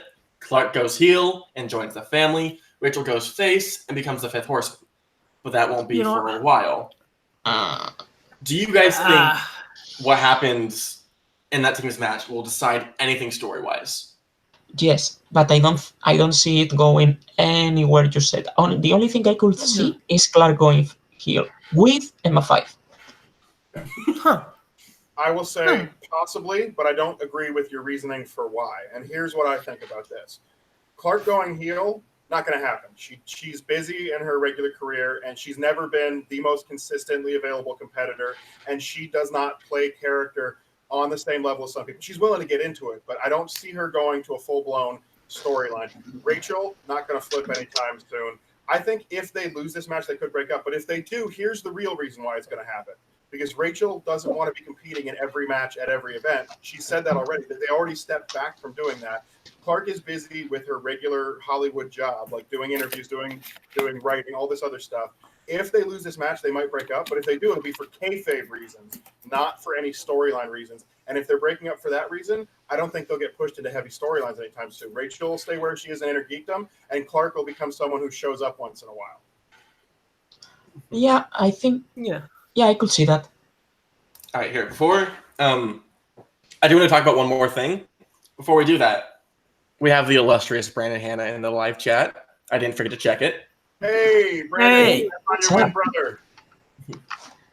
What he says right now. What can I see? Where can I see the live chat? Where can I see the live chat? For me, I can only see it if I pull it up on my phone. I'm actually watching live, so I'm watching myself. Okay. He says that Smets wins by TKO. Hot take. No. And that Liz will beat Oyama. Bigger hot take.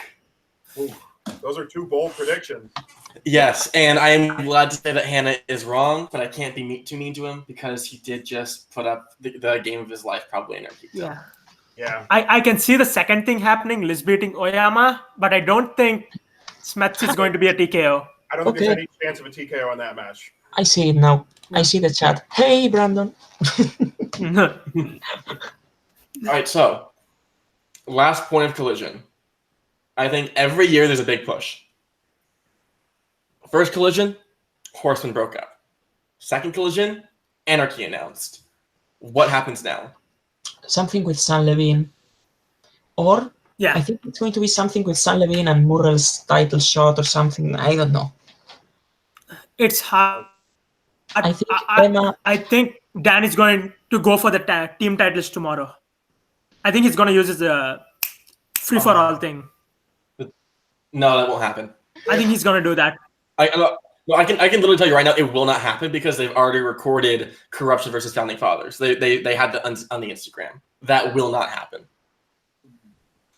With the direction they've gone with the storyline so far. Okay. If I had to do like a fantasy booking thing here and go and say one thing that I think would be the big push to move storylines forward into the next season, it's Roxy and Robert Meyer Burnett team up, Odd Couple and Family become a group, and they become the king and the queen of the Schmoedown, trying to run the whole thing. That would be the direction I would go in. I don't know how likely that is, but with the storylines they've got built up, that's the direction that I would take it.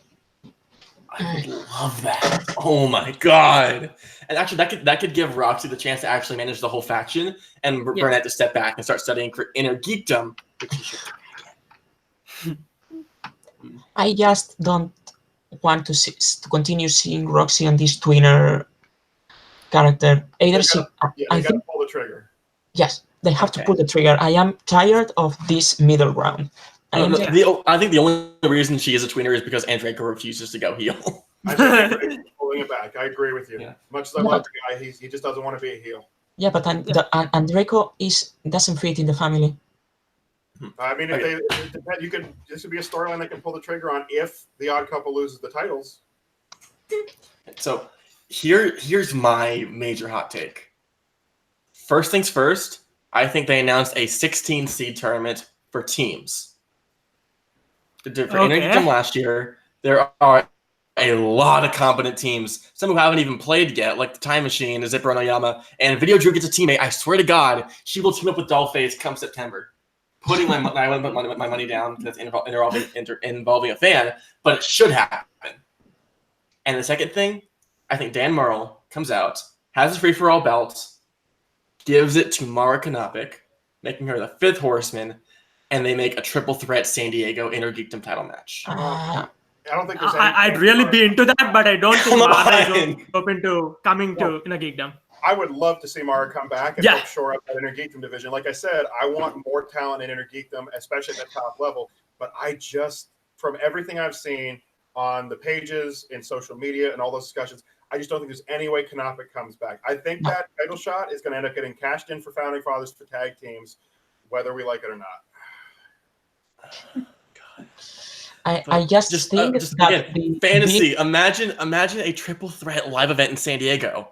They're already having an issue selling tickets, but that sell of triple threat between three of the greatest Intergeekdom players of all time. You know what, James? James? At Comic-Con. Since we're doing fantasy, let's go full hog here. Let's take my idea and your idea and do both.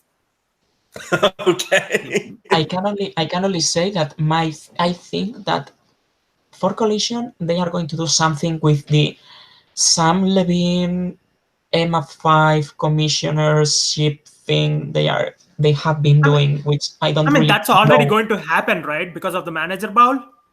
Yeah. But that doesn't have anything to do with that. Like, they are going to be their bosses, but that rivalry between MF5 and Sam Levine. Yeah. What if Sam plays along in the manager bowl so no one does it, and he basically just like sits cross-legged in front of the desk, and he still loses? Like imagine him pulling a Christian Harloff and just getting like basically 0 points. Yeah, that's one of the things why I don't really want Sam to come back, because I don't want to see him lose because of the ring rust. Because Sam Levine is my favorite player of all time. So I guess I am biased. Yeah, I would really be open to your idea, James. for Mara coming into for the triple threat at San Diego, but I don't think that's going to happen, and I really want that to happen. I write the best stuff for the Schmoedown. I swear to God, I create the best stories.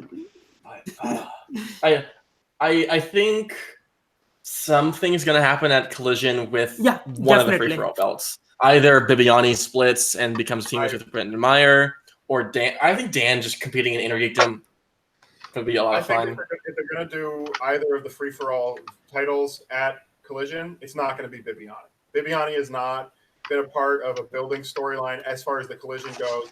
Bibiani, they have time to save that, give him a shot down the road. They wouldn't want him to cash in a number one contenders match there just as a build to that. I think if they pull a trigger on a belt, it's going to be Dan.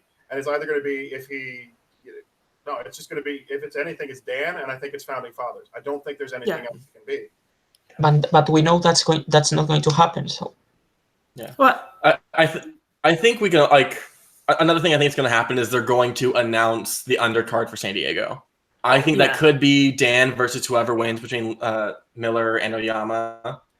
It could be, I don't know, maybe something the manager set up in a post-match sequence, but I think the undercard has to be announced at Collision, or else you're cutting it way too close. Hold on a second. Do you think there's any chance in any universe that Christian Harloff makes his world title match an undercard?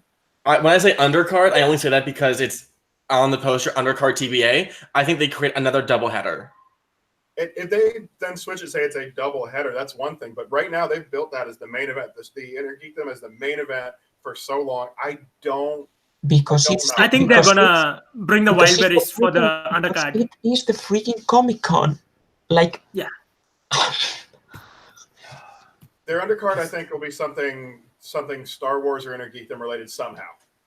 I don't think it'd be Star Wars. I think they'd probably push singles because with the way their schedule is structured now, it has to be one singles and one whatever else. It could be maybe.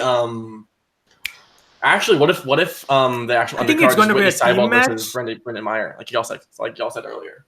Yeah, I can see Whitney versus Brendan. I think that's a good undercard if they build it. I'd be in for that. Mm-hmm. Yeah. I mean, give me more.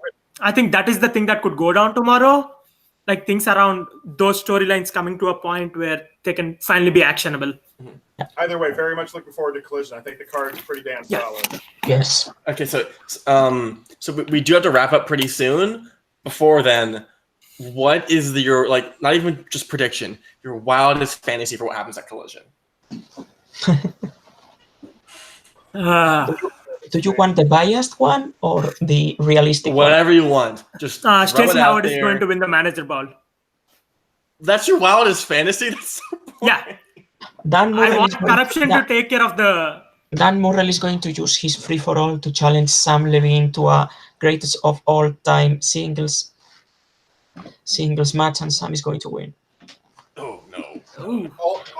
You're just saying right out there, complete fantasy. Okay, here it is. Bibiani and Dan Murrell combine their free-for-all prizes to make a super prize, getting Tom Dagnino a match for every title, and Tom wins all 4.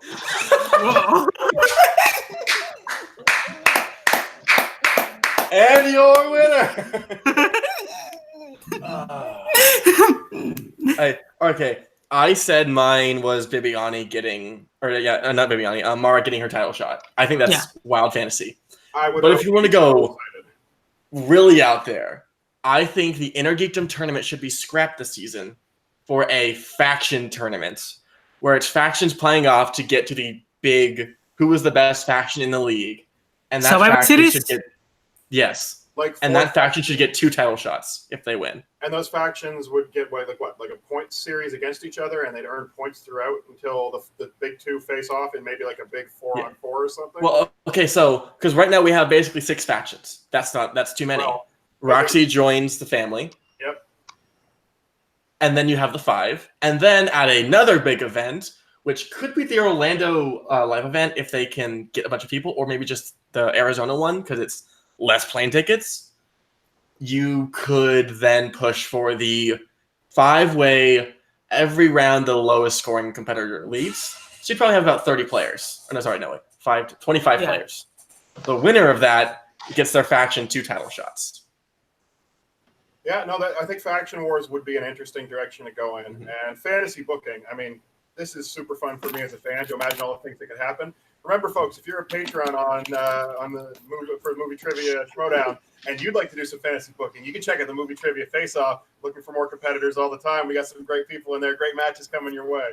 Yes. Speaking of plugging, that is the end of our episode. Andrew, since you already started us off, where can people find you on social media? On social media, I'm not incredibly active. I am on Twitter at Kelk Andrew. That's Kelk Andrew. I am not really active on anything else, although I am on Facebook, and I'm in the Movie Trivia Face-Off and the Movie Trivia Schmoedown Facebook groups. So there's a chance you might see something there. Beyond that, like I said, check out the Movie Trivia Face-Off on YouTube. Guys, I'm not going to plead with you, but I'm going to tell you we are putting up some exciting stuff, and I cannot oversell this one enough. It's not because I'm in it. It's not because David's in it. The Harry Potter exhibition match coming up is everything you could possibly hope for out of a match like this. You need to check it out the day it drops. We're hoping potentially to get it out around the same time as the public release for Collision. Fingers crossed. So check that one out, everybody. And thank you so much, James, for having me. Of course. Prudvi, where can people find you? You can find me on Facebook at Prithviraj and on Twitter at Prithviraj26. You'll have in Facebook, you'll see me with the most douchiest, most pretentious profile pic ever. So that's how you know it's me. And really looking forward to Collision tomorrow. And thanks for having me. Mm-hmm. I think Movie Trivia Face-Off is the NXT of Schmoedown. So I'm really looking forward to this. And our wonderful commissioner, David Spaniard. Where can people find you? Okay, so you can find me on Twitter at David Lowbar Spaniard. You can also find me on Facebook at David Garcia. And I am not really active at other social media. So as Andrew said, Movie Trivia Face-Off on YouTube, Instagram, Twitter, Facebook. Join us. If you are a Patreon, you have a place. You are going to get a match. Maybe somewhere down the line, but you are going to get a match. James knows it. James has played already twice. Andrew has already played 3 times. We know we have other people who haven't played yet, but we are going to give everyone a match. We have a fine community. We have been being noticed by the Movie Trivia Schmoedown personalities. Christian Harlock himself recently. We have the support and the blessing of Emma 5. So, if you just want to have fun answering trivia, and if you are really good and you think you can make it to the Schmoedown, join us. Yes, and I have all of the things to plug. You can find me on Twitter at Temecula Film Guy. There's at TEMECULA Film Guy. You can also find Ben on Twitter and Instagram at The Bateman Media. Also find Andrew on Twitter and Instagram at that Andrew Guy. Also follow them on Patreon, where you can follow a lot of good content done by the wonderful Paul Denuzio, however you want to call him. You can also find everyone on. You can find the Action Industries, which is what I work for, and it's putting out a lot of good content like the Action Guys and helps produce Action Movie Anatomy everywhere at Team Action Show. Find this podcast on Twitter at Call to Action Pod. You can find. What am I forgetting? There's a lot of stuff I'm forgetting. Check into Action Movie Anatomy on Monday, where they're doing Fellowship of the Ring. And check out the Action Guys, which just put out their episode today for the top 5 movies that influenced the lives of Ben and Drew. Like they all said, check out the Movie Trivia Face-Off, where you can see all of us competing and trying to not to lose, which is the ultimate goal. And I believe that is it. Thank you guys for guesting. I know it was last minute, but I will see you all at Collision tomorrow, where hopefully and decidedly Kevin Smets wins and will soon be taking the Inner Geekdom title. Peace out. So yeah. And as always, be excellent.